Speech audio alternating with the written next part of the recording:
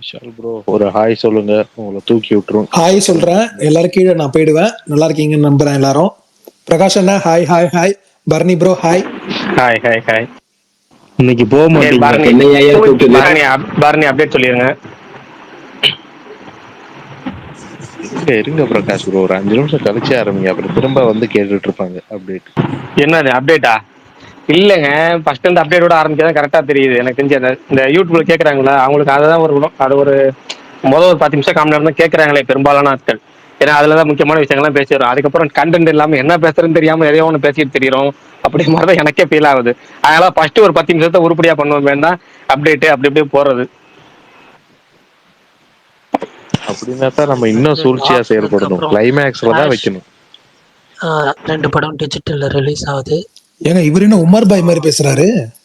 Tourist family அது வந்து bro ஃபீவரா Bharani bro? Trailer வந்து காது கேட்கல போல. 23rd வைக்கிறாங்க. இன்னைக்கு ஆஃபிஷியலா அனௌன்ஸ் பண்ணியிருந்தாங்க. பரணி நான் பேசுறது கேக்குதா உங்களுக்கு? சர்தார் 2 ஹிந்தி வெர்ஷன் வந்து ப்ரோலாக் ஹிந்தி வெர்ஷன் நாளைக்கு காலையில. ஸ்டாப் பண்ணுங்க, கேட்கல. ஹலோ கேட்கலையா? கொஞ்சம் சவுண்டா பேசுங்க ப்ரோ. இல்ல பரணி நீங்க பேசுறது கேக்குது, ஆனா என்னன்னா தெளிவா கேட்கல. எப்படின்னா வந்து மிமிக்ரி பண்ற மாதிரி இருக்கு. விடிவி கணேஷ் வாய்ஸையோ இல்ல வந்து விஸ்வரூபத்துல வில்லன் பேசுற வாய்ஸோ மிமிக்ரி பண்ற மாதிரி இருக்கு. அப்ப பிரகாஷ் நான் நீங்களே சொல்லிருங்களேன், என்னால சுத்தமா முடியல. நான் அப்டேட் மட்டும் சொல்லிட்டு போயிடலாம் தான் வந்தேன். அவ்வளவுதான். சரி ஒண்ணும் இல்ல, உடம்ப பாருங்க. அப்படியே நீங்க லிசனர்ல மட்டும் இருங்க, அப்படியே கேட்டுட்டு மட்டும் இருங்க. நீங்க பேச வேணாம், இது பண்ணிக்க வேணாம், கஷ்டப்படுத்த வேணாம். என்ன அப்டேட் வந்துச்சு, நீங்க என்ன சொன்னீங்கன்னு தெரியல. நான் அப்படியே எனக்கு தெரிஞ்சு எனக்கு பெருசா அப்டேட் வந்த மாதிரி தெரியல. முக்கியமான அப்டேட்னு கணக்கு பண்ணோம்னா இன்னைக்கு வந்து ரெட்ரோ வந்து 10 days to கவுண்ட் அந்த கவுண்ட் டவுன் போஸ்ட் ப்ரோமோ விட்டுருந்தாங்க.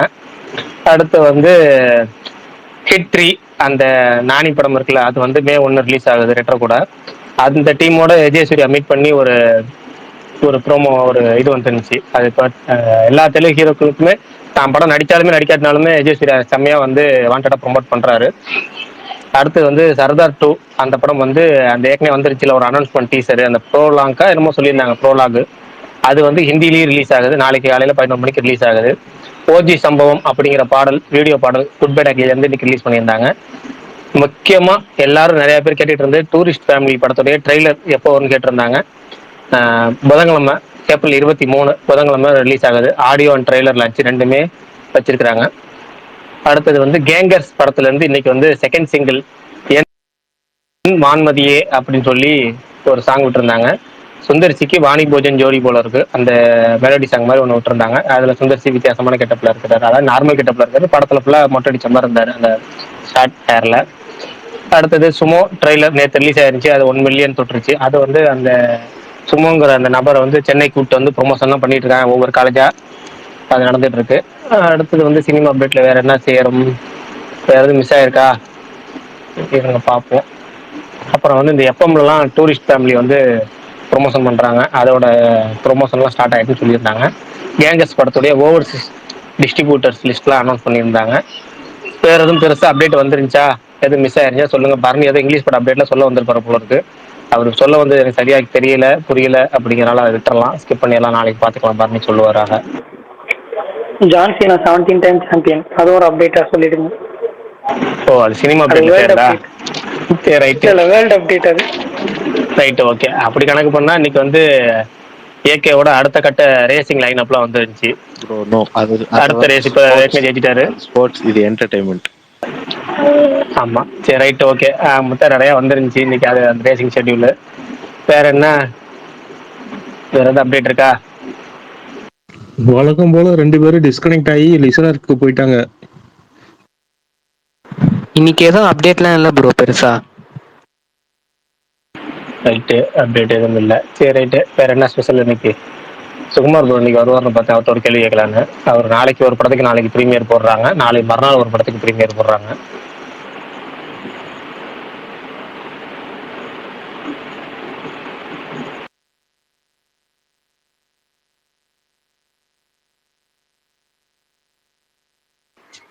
பிரகாஷ் ப்ரோ அந்த ஸ்ரீ ஆக்டர் இருக்காருல்ல ப்ரோ, அவருக்கு என்ன ஆச்சு?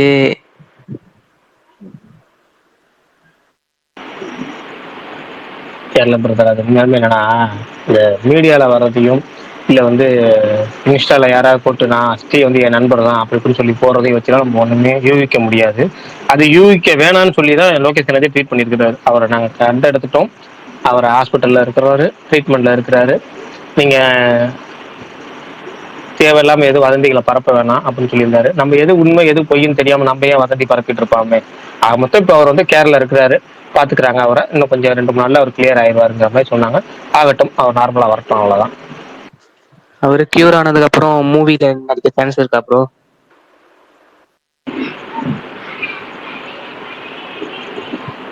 இல்ல நம்ம வந்து நமக்கு அது தெரியாதுல்ல, எதுவுமே கேட்க அது என்னங்கிறதுலாம் தெரியல. ஏன்னா வந்து இப்படி ஒரு கட்டத்துல வந்து ஆர்யாவும் இருந்தாரு ஒரு கட்டத்துல, ஆனா இந்த அளவுக்கு மோசமா போல. பட் ஏன்னா ஆர்யா ஒரு கட்டத்துல கிட்டத்தட்ட இதே மாதிரி ஸ்டேஜுக்கு ஒரு 10% பாதிப்பு உள்ளாகி இருந்தாரு.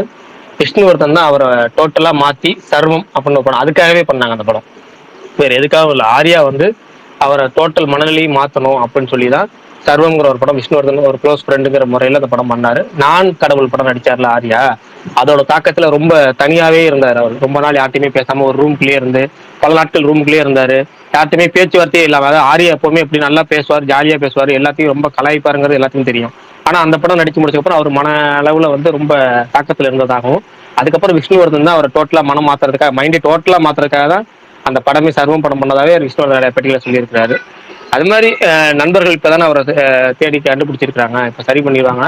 அதுக்கப்புறம் அது என்னங்கிறத நமக்கு எதிர்காலத்தை நம்ம சொல்ல முடியாதுல்ல. அவர்லாம் சூப்பர் ஆக்டர் ப்ரோ, நடிச்ச 5 படமும் ஹிட்டு தான். அவர்லாம் சினிமா விட்டு போக கூடாது.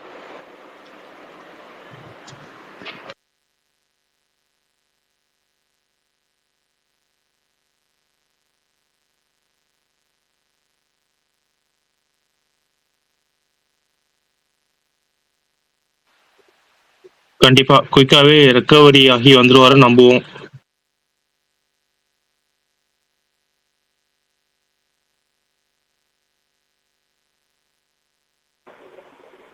பிரகாஷ் ப்ரோ ஏதாவது எப்பவுமே ஓடிடில பேச சீரிஸ் ஆரம்பிச்சா பாத்தீங்களா? இல்ல புரியல, ஏதாச்சும் ஒண்ணு ஏதாவது ஓடிடில இப்போ ரீசெண்டா சீரிஸ் பார்த்து அது சூப்பரா பார்த்துக்கிட்டு இருந்ததா? இருக்கேன். இப்ப சஜஸ்ட் பார்த்துக்கிட்டு பண்ண முடியுமா? இருக்கேன். ஃபர்ஸ்ட் இப்போ ஏற்கனவே ஒரு சொன்னேன் 6 எபிசோடு சொன்னேன், பார்த்துட்டீங்களா? கர்மா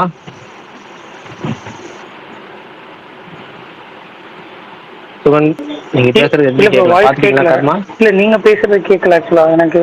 பிரேக் அப்படியா? ஆகுது. அப்படியா, சரி. இப்ப கேக்குதா? இப்போ கிளியரா இருக்கு. கர்மா இப்பதான் ப்ரோ கர்மான்னு உங்களோட ஒரு கிளிப் சீரிஸ் சொன்னோம்ல, அது பார்த்துட்டு இப்பதான் பார்த்துட்டு பார்க்க ஆரம்பிச்சிருக்கேன் ஆக்சுவலா. ஒரு எபிசோட் முடிச்சிட்டேன், இன்னும் பேலன்ஸ் பார்க்கணும். அது பாருங்க. அது பார்த்து முடிச்ச அப்புறம் ஒரு எபிசோட் நம்ம ஸ்பேஸ்ல ஒருத்தர் சொன்னாரு, ஒரு 2 3 தடவை சொல்லியிருக்கிறாரு, கமெண்ட் பண்ணிக்கிட்டே இருப்பாரு. அவர் என்னதான் கமெண்ட் பண்றாரு அப்படிங்கறக்க பார்க்கலாமேங்கிறக்க டவுன்லோட் பண்ணி வச்சிருந்தேன். பார்த்தேன். முதல் எபிசோடு பாக்குறப்ப கிட்டத்தட்ட 6 லிருந்து 60 வரை வந்து கொரியன் வெர்ஷன் பாக்குறோமோ அப்படின்னு தோணுச்சு. அப்படியே 2வது எபிசோடு பாக்குறப்ப அந்த மனநிலை எப்படி மாறுனுச்சு. 3வது எபிசோட்லாம் ஷாக் ஆயிட்டேன். நல்லா இருந்துச்சு. ரொம்ப கொண்டு போய் முடிச்ச விதம் எனக்கு என்னன்னு தெரியல. ரொம்ப ஏற்கனவே நிறைய தடவை சொல்லியிருக்கேன், கொரியன் சீரிஸ் பார்த்தா நம்ம வந்து அது உண்மையான இந்த எமோஷன் சீஸ்ல நம்மள அறியாம கண் கலங்கிடுவோம் அப்படின்னு. அப்படி வந்து இந்த 3rd எபிசோட்ல கடைசி ஒரு 30 நிமிஷம் வந்து சூப்பரா, ரொம்ப சூப்பரா, அதாவது பார்த்து அந்த இதாண்டா சினிமா அப்படின்னு சொல்லுவோம்ல, அந்த மாதிரி வந்து ரொம்ப சூப்பரா எடுத்திருந்தாங்க. நான் மொத்தம் 10 எபிசோடு உள்ள சீரிஸ் அது. இப்பதான் 3 எபிசோடு முடிச்சிருக்கேன். நாளைக்குல இருந்து அதை ஃபுல்லாக கம்ப்ளீட் பண்ணிட்டு உங்களுக்கு டோட்டல் சீரிஸோட இது எப்படி இருக்குன்னு சொல்றேன். இப்போதைக்கு இந்த 3 பார்த்த வகையில எனக்கு ரொம்ப பிடிச்சிருக்கு. அதுவும் 3வது எபிசோடு நான் இப்போ சமீபத்தில் பார்த்த எல்லா வெப் சீரிஸை விட அந்த எபிசோடு, அந்த ட்விஸ்ட், அப்படி ட்விஸ்ட்னு சொல்ல முடியாது, அதை மேக்கிங் சொல்லலாம், ரைட்டிங்னு சொல்லலாம். அந்த ரைட்டிங் வந்து நம்மளை கண் கலங்க வச்சிருச்சு, நம்மளை உருக வச்சிருச்சுன்னு சொல்லலாம். நல்லா இருந்துச்சு. நான் முழுசா பார்த்துட்டு வேணா அது எப்படி இருக்கு இப்போ ஒட்டுமொத்தமா என்ன சீரிஸ் சீரிஸ் பேர் என்னது? சீரிஸ் நேம் என்ன? அது டக்குன்னு உச்சரிக்க வரல. 2வது யாராவது சீரிஸ் பேர் சொன்னா கிளைமேக்ஸ் கடைசியா 10வது எபிசோட முடிவு சொல்லிடுவாங்கன்னு நான் சொல்றது இல்லை எப்பவுமே பார்த்துட்டு இருக்கிறத. சரி, நான் உங்களுக்கு டிஎம் சீரிஸ் பேர் முழுசா வச்சு ஷேர் மட்டும் பண்ணேன். டிஎம் பண்றேன். ஓகே. வென் லைஃப் என்னமோ வரும். வென் லைஃப் லைவ் யூ யாராவது சொல்லுவாங்க லைஃப் நினைக்கிறீங்களா? கிவ்ஸ் வேண்டாம். யூ டான்ஜரின் ஃபர்ஸ்ட் எபிசோடு ஒரு 10 நிமிஷம் பார்த்தேன். எப்படி 6 லிருந்து 60 வரை மறுக்கலாச்சா? இல்ல ப்ரோ, நான் தமிழ் டப் இருக்கா ப்ரோ? அதான் இருக்கு, தமிழ் டப்பிங் இருக்கு. வென் லைஃப் கிவ்ஸ் யூ டேங்கரின்ஸா சொல்றது அதுதான்.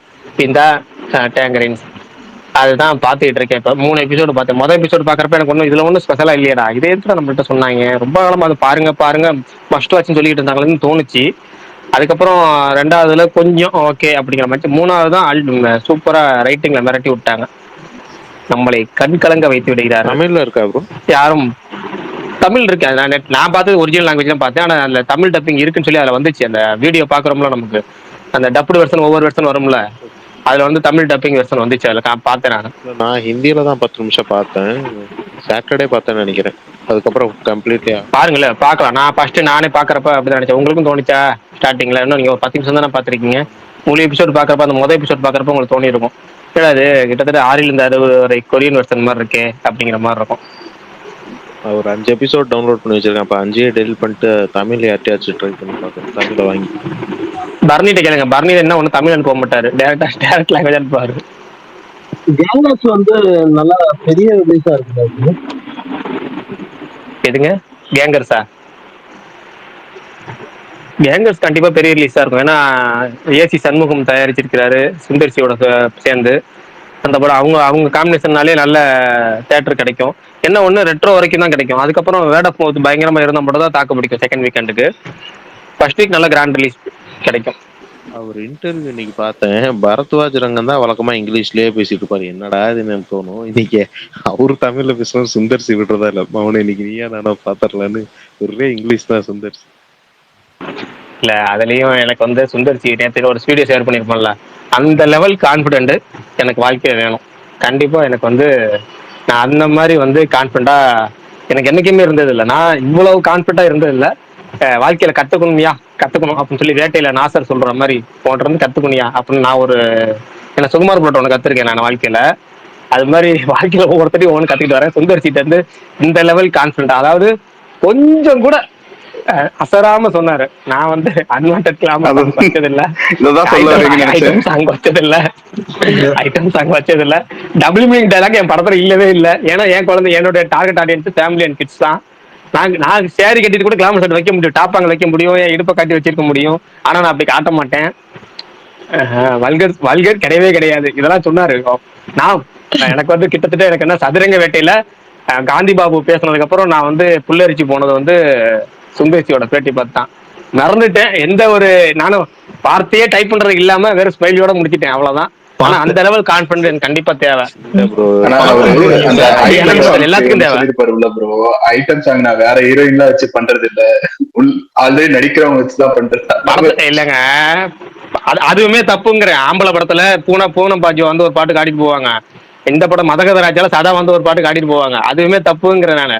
இன்னொரு ரெண்டு ஒரு படம் இருக்கு, அந்த படத்துல பிளாஸ்பேக் போர்ஷன்ல சதான காமெடி ஃபுல்லா முழுக்க டபுள் மீனிங் மட்டும் தான். அந்த படத்துல டைரக்டர் வேற எதுவுமே கிடையாது. 2 படத்துல எதுவுமே கிடையாது. நீங்க கலகலப்பெல்லாம் விட்டுருங்க, மத்த எல்லா படத்தையும் விட்டுருங்க. இதுக்கு முன்னாடி அவர் ஏகப்பட்ட படம் பண்ணியிருக்காரு, எல்லாத்தையும் விட்டுருங்க. கிரி படம்லாம் விட்டுருங்க. கிரிலாம் வந்து அந்த காமெடி எல்லாம் கூட விட்டுலாம். ஆனா அந்த 2 படம் இருக்குல்ல, அந்த 2 மாதவன் படத்துல முழுக்க ஒரு 45 நிமிஷம் கம்ப்ளீட் 45 நிமிஷமும் அது மட்டும்தான், வேற எதுவுமே இல்லை. ஆனாலும் மனுஷன் எவ்வளவு கான்பிடண்டா சொல்லியிருக்காருன்னா எனக்குலாம் வந்து நான் எனக்கு மட்டும் இல்லை, எல்லாரும் நீங்களாம் வந்து இதுல வந்து கத்துக்கணும். வாழ்க்கையில நம்பிக்கை, அது எப்படின்னா இந்த அளவுக்கு நம்பிக்கையா கான்பிடண்டா உங்களுக்கு வந்து தன்னம்பிக்கையா நீங்க பேசணும் அப்படின்னா அவருக்கு வந்து கத்துக்கலாம். ப்ரோ அது ஏத்தாப்புல உட்கார்ந்து இருக்கிறது பாண்டேவாவோ இல்ல அவர் யாரு முக்தாரா ஒருத்தர் கிளின்னு கிளிப்பார்ல, அவராவோ இருந்திருந்தா நிறமையோ மாறி இருக்கும். அது வேணா உண்மைதான். பரத்வாஜ் படம் இந்த பழைய படம் தான் பாத்துருப்பாரா இல்லைன்னு தெரியல, அது வேற இருக்கு. உண்மைதான். ரீசன்ட் அப்ரோச் பண்ணிட்டாரு, சரி இப்ப எதுக்கு நோண்டிக்கிட்டு அப்படின்னு. அவருக்கு தெரியாமலாம் இருக்காது. இல்ல நீங்க டிஎல்ல ஷேர் பண்ணிருந்தீங்க உடனே நானும் சரி என்னது ஷேர் பண்ணிருக்காருன்னு பாக்க, என்னது இது எல்லாமே ஒரு படத்துல உண்டு, அப்படியே சிரிக்காம சொல்றாரா எப்படி அப்படின்னு நானுமே யோசிச்சேன். அதை பத்தி நீங்க ஷேர் பண்ணிட்டீங்க. எனக்கு நேரத்தெல்லாம் பார்த்தோன்னே சாக்குதான், சரி வார்த்தை போட முடியல அந்த அளவுக்கு. இல்ல அவர் பீரியட்ல வந்து எந்த டைரக்டரும் இப்ப படம் பண்ற மாதிரி தெரியல. இல்ல இவர் மொத்தம் தான் என்ன தொடர்ந்து படம் பண்ணிக்கிட்டு இருக்காரு. மணிரத்னம் பண்றாருல, அவருக்கு முன்னாடி சீனியர்.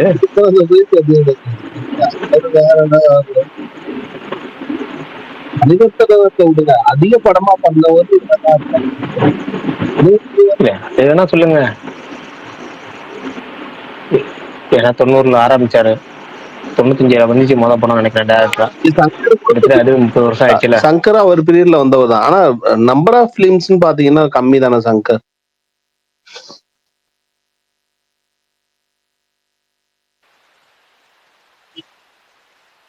உண்மைதான். சுகுமார் ப்ரோ வந்துட்டாரு. சுகுமார் ப்ரோ வாங்க, உங்கள்ட்ட தான் ஒரு கேள்வி இருக்கு.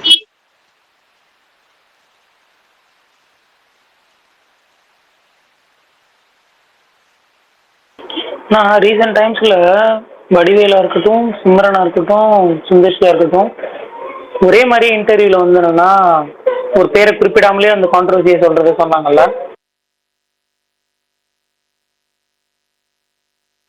வடிவேலு சொன்னது எல்லாத்துக்கும் தெளிவா தெரியும் யாருன்னு. சுந்தர்சி யார பேர் சொல்லி கொடுத்தாருன்னு தெரியல. அந்த பேட்டி பார்க்கல, என்ன சொன்னாரு சொல்லுங்க கேட்டுருவோம். எனக்கு என்னமோ சுந்தர்சி சொன்னது விசால சொன்ன மாதிரி இருந்துச்சு. ஆனா பட் எல்லாரும் வந்து அர்ஜுனை வந்து மென்ஷன் பண்ணியிருந்தாங்க. ஆக்சுவலா என்ன சொன்னாருன்னு சொல்லுங்களேன் சுந்தர்சி. அதை சொன்னேன். அப்ப எனக்கு 4 பேர்ல அந்த அந்த அந்த கிளிப்பிங் பார்க்கல. ஒரு ஹீரோக்கு வந்து என்னன்னா படம் ஆக்சுவலா அவர் சொன்னது வந்து பாத்தீங்கன்னா முதல் படத்துல வந்து சொல்லுங்க சொல்லுங்க. நீங்க சொல்லுங்க சார். இல்ல அவர் முத படத்துல வந்து பாத்தீங்கன்னா அந்த ஹீரோ வந்து அந்த அளவுக்கு ஃபேமஸ் இல்ல, நான் சொன்னது எல்லாத்தையுமே அவர் கேட்டுக்கு நடிச்சாரு.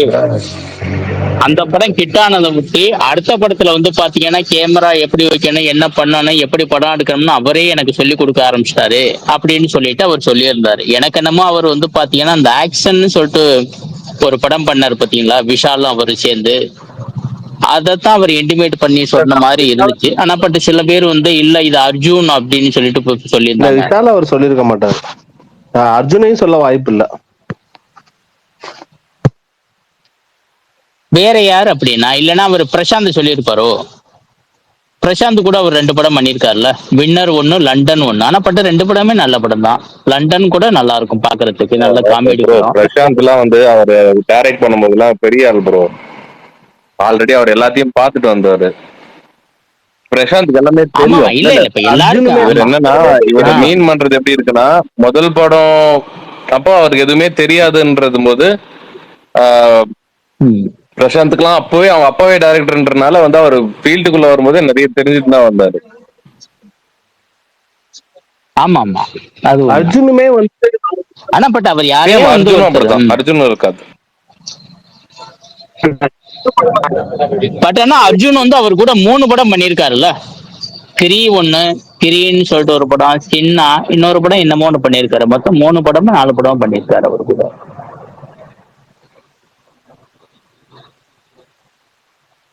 வாங்க பாப்போம் இந்த படம் எப்படி பண்ணியிருக்காருன்னா. நல்லா தான் இருக்கும்னு நினைப்போம், நம்பிக்கையோட்ட இருப்போம். அஜித் பால்டனுக்கு எல்லாரும் குட் பை சொல்லுங்க. எதுக்கு அவருக்கு குட் பை சொல்றீங்க? அவர் மைக் ஆன் பண்ணாலே கீழே போயிருது. அஜித் ஆன் பண்ண மாட்டேன். ஆன் பண்ணி பேசிட்டு இருக்க. இன்னைக்கு ஒன்னும் ஆவல உனக்கு. போயிட்டாரு. அச்சோ கனெக்டிங் ஆயிருச்சு.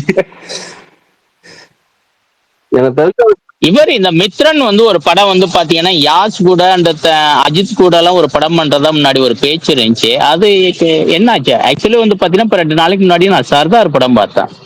சர்தார் உண்மையிலேயே பாத்தீங்கன்னா ஒரு நல்ல ஸ்கிரீன் பிளே அருமையா இருக்கு. ஸ்டார்ட்ல இருந்து எண்ட் வரைக்கும் ஒரு நல்ல ஒரு என்டர்டைன்மெண்ட், நல்ல ஒரு ஆக்ஷன் நல்லா இருக்கு. பட் அவர் வந்து ஏன் பெரிய ஸ்டார் யாருமே அவருக்கு வந்து ஒரு கால் ஷீட் எதுவும் கொடுக்க மாட்டேங்க. கார்த்தி பெரிய ஒரு டாக் இருந்துச்சு அஜித் கூடவும். கார்த்தி கூட பண்ணிருக்காரு, சிவகார்த்திகேயனோட பண்ணிருக்காரு. இதுக்கு மேல உங்களுக்கு என்ன வேணும்? இல்ல அந்த படமே வந்து பெரிய ஸ்டாரோட பண்ணி இருந்தா இன்னமும் அது 100-200 கோடி ரூபாய் கலெக்ட் பண்ணக்கூடிய அந்த படத்துக்கான அந்த அதுக்கு அந்த படம் அந்த பொட்டன்ஷியல் உள்ள படம் அப்படின்னு சொல்ல வர்றேன். இல்ல உங்களுக்கு ரஜினி வந்து செலக்டடா தான் பண்றாரு. அஜித்தை பத்தி உங்களுக்கு தெரியும், வேறதான் பண்றாரு. விஜய் பண்றதே இல்ல. சூர்யா மட்டும் தான் இருக்காரு எனக்கு தெரிஞ்சு. வேற யாரோட பண்ணுவார்? கமலோட பண்ணவே முடியாது. அதான் சிவகார்த்திகேயன் அடுத்த லெவலு. அதுக்கப்புறம் கார்த்தி அவரோட எல்லாம் பண்ணிட்டு இருக்காருல்ல. என்ன நியூ ஸ்டாரோடய பண்றாரு அவரு? இல்ல அவனா பட்ட ஒரு டாக் இருந்துச்சு கூட வந்து ஏற்கனவே ஒண்ணு பேச்சு இருந்துச்சு. அதே போல ஆனா யாஸ்க்கு வந்து ஒரு கதை சொல்லி இருக்கிறதா சொல்லியிருந்தாருங்க. இப்ப ரீசெண்டா கூட ஒரு வருஷத்துக்கு ஒரு 6 மாசம் ஒரு வருஷத்துக்கு முன்னாடி அது ஒரு இருந்துச்சு. இல்ல இப்ப அதாவது வந்து பாத்தீங்கன்னா சர்தார் பார்க்கும்போது நான் அந்த ஃபீல் பண்ணேன். இதே படம் வந்து பெரிய ஸ்டார் யாராவது பண்ணியிருந்தா இது மிகப்பெரிய பிளாக் பஸ்டர் ஆயிருந்திருக்கும் அப்படின்னு. அது பிளாக் பஸ்டர் தாங்க, அதான் பார்ட் 2 போயிடுச்சு. இல்ல அது பிளாக் பஸ்டர் தான். இல்ல பெருசிய கலெக்ஷனா இருக்கும்னு சொல்ல வந்தான். அதாவது வந்து பாத்தீங்கன்னா அன்னைக்கு வந்து அது இந்த படம் ஃப்ரெண்ட்ஸ் எல்லாம் வந்துருந்துச்சுன்னு நினைக்கிறேன். அந்த தீபாவளிக்கு நினைக்கிறேன் அந்த படத்துக்கு ரிலீஸ் ஆயிருந்தது. இது என்ன பெருசா வந்திருக்கும்னு நினைக்க சொல்ல வந்தேன், வேற ஒண்ணும் இல்ல. இப்பயும் அவர் யாஸ் கூட அடுத்து படம் பண்ண தான் போறாரு, கதை சொல்லியிருக்கிறாரு. சர்தார் 2 முடிச்சுட்டு அந்த யாஸ் அவருடைய படத்தை முடிச்சுட்டு அதுக்கப்புறம் ராமாயணம்னு ஒரு படம் பண்றாரு ஹிந்தியில. யாஸ் ராவணனா நடிக்கிறாரு. இந்த 2 கமிட்மெண்ட் முடிச்சுட்டு பிஎஸ் மித்ரன் கூட தான் படம் பண்றதுக்கு வாய்ப்பு இருக்கு.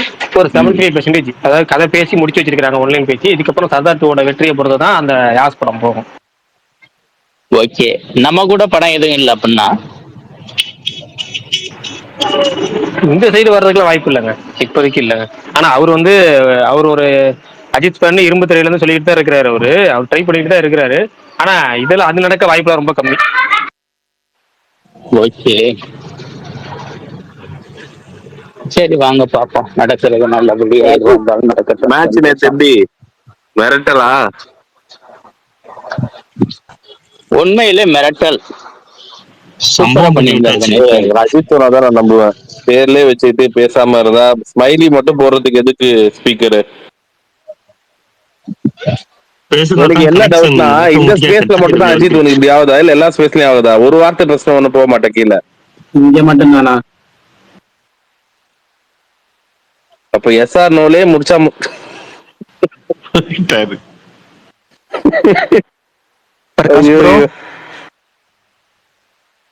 சொல்லுங்க பிரதர்.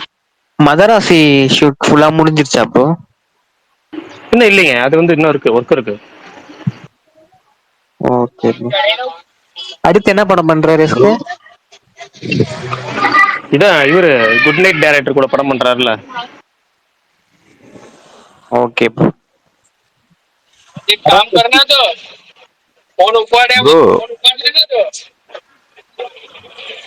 ப்ரோ யாருங்க ஹிந்தியில பேசுறது?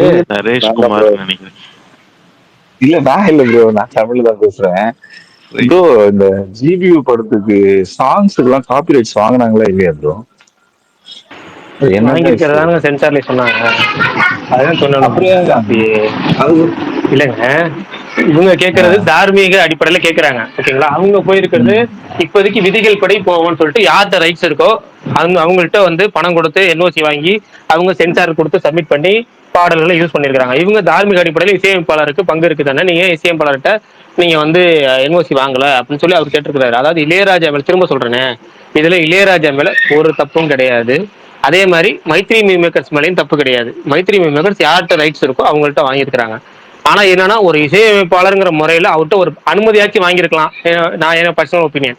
ஏன்னா ஒருத்தரோட பாடல் இசையமைக்க ஒரு பாடல் பயங்கரமான ஹிட்டான பாட்டு, அவர்கிட்ட நீங்க வந்து ஒரு அனுமதி, இந்த மாதிரி நாங்க என்ஓசி வாங்கிட்டோம், உங்க பாடலை யூஸ் பண்றதுக்கு நீங்க என்கிட்ட உங்கள்கிட்ட அனுமதி வாங்கிக்கிறேன்னு சொல்லிட்டு அனுமதி வாங்கிட்டு அங்க சாங் மேல கிரெடிட்ஸ்ல, மூவி கிரெடிட்ஸ்ல அவர் நன்றி போடலாம். நன்றி போடுறதுல தப்பே கிடையாது. அவர் பாட்டு நீங்க வந்து ஹிட்டான அது மெகா ஹிட்டான சாங்க நீங்க யூஸ் பண்றீங்கிறப்ப பண்ணிருக்கணும். இது வந்து யார் பண்ணிருக்கணும் அப்படின்னா ஆதிக்க ரவிச்சந்திரன் அல்லது ஜிவி பிரகாஷ், இவங்க 2 பேர்த்துல ஒருத்தவங்க பண்ணிருக்கணும். ஏன்னா மைத்ரி மியூசிக் மேக்கர்ஸ் வெளி நிறுவனம், வெளி தயாரிப்பு நிறுவனம். அவங்களுக்கு இளையராஜா பத்தி தெரியும், இளையராஜா பத்தி இந்தியாவில போற எல்லாத்தையும் தெரியும். இருந்தாலும் தமிழ்ல இளையராஜா பத்தி தெரிஞ்ச ஒரு இசையமைப்பாளராங்கிற முறையில ஜிவி பிரகாஷ் இதை பண்ணிருக்கணும். ஏன்னா அவர் ஒரு இசையமைப்பாளர். அவர் அந்த முறையில் நம்ம ஒரு லெஜெண்டோட சாங்ஸை யூஸ் பண்ண போறோம், அவர்கிட்ட போய் அட்லீஸ்ட் ஒரு பர்மிஷனாச்சும் வாங்கிக்கலாம். சார் இந்த மாதிரி நாங்கள் என்ஓசி எல்லாம் வாங்கிட்டோம், உங்களோட எப்போ சொல்லுவாங்களே ஆசி கொடுங்க, நாங்கள் படத்தில் யூஸ் பண்ணிக்கிறோன்னு சொல்லியிருந்தா அவர் இவ்வளவு தூரம் போயிருக்க போறதே கிடையாது. அவர் தார்மீக அடிப்படையில கேட்கிறாரு, என்ன நான் ஒரு இசையமைப்பாளர், என்கிட்ட நீங்க அனுமதி வாங்காம நீங்க பாடல்களை பயன்படுத்திருக்கீங்க, எனக்கு என்ஓசி என்கிட்ட வாங்கலன்னு சொல்லியிருக்காரு. ஆனா இவங்க லீகலா என்ன சொல்றாங்க, தயாரிப்பு பண்ணுவோம், நாங்கள் என்ஓசி வாங்கிட்டோங்கிறாங்க. ரைட்ஸ் அவங்க யார்கிட்ட ரைட்ஸ் இருக்கும். ஏன்னா அவங்க வந்து, அதாவது உங்களுக்கு தெளிவாக சொல்லணும் அப்படின்னா, ஒரு குறிப்பிட்ட பீரியடுக்கு முன்னாடிலாம் பார்த்தீங்கன்னா ஒரு அமைப்பு இருக்கு, அந்த அமைப்புல பங்கு பெற்றாங்கன்னா அந்த அமைப்பு என்ன பண்ணும், ரைட்ஸை வித்துரும். ரைட்ஸ் வித்ததுக்கு அப்புறம் அந்த ரைட்ஸ் மூலமா வர காசு அந்த அமைப்புக்கு வரும். அந்த அமைப்புல உறுப்பினர்களும் பிரிச்சு கொடுப்பாங்க, யார் ஏதோ பிரிச்சு கொடுப்பாங்க. ஆனா இளையராஜா அந்த அமைப்புல இல்ல. அவர் என்னன்னா தனியா லாயல்ட்டி கேட்கிறாரு. ஒவ்வொன்றும் டைரக்டா வந்து ஒரு தடவை நீங்க ஆடியோ ரைட்ஸை வித்துட்டீங்க, அது ஓகே, திரும்ப ரீயூஸ் பண்றீங்க அப்படின்னா அது வந்து இசையமைப்பாளருக்கு தான் வரணும். ஏன்னா அது உங்க ஆடியோ ரைட்ஸ் அந்த பாடலுக்கு தான் வித்துருக்கீங்க, அந்த பாடல் கிரியேட்டருங்கிற முறையில எனக்கு வேணும்னு சொல்லிட்டு அவர் வந்து காப்புரிமை போட்டு அவர் பல கேஸ் போட்டு ஜெயிச்சிருக்கிறாரு. சில கேஸ் இன்னமும் அது கோர்ட்ல இருக்கு. என்னைக்காவது ஒரு நாள் அவருக்கு அது பலன் அளிக்கும். இங்க வந்து ரெண்டு பேர், அதாவது தப்பு இல்லைன்னு சொல்றேன் நான், ரெண்டு பேர் மேலேயும் தப்பு இல்லை. ஆனா என்னன்னா இன்னும் கொஞ்சம் கூடுதல் கவனமா இருந்திருக்கணும். அந்த ஜிவி பிரகாசும் ஆதிக்க ரவிச்சந்திரன், இவங்க தான் தமிழ்நாட்டை சேர்ந்தவங்க. இவங்க வந்து ஒரு மிகப்பெரிய லெஜெண்ட் பாட்டு நீங்க யூஸ் பண்றீங்க.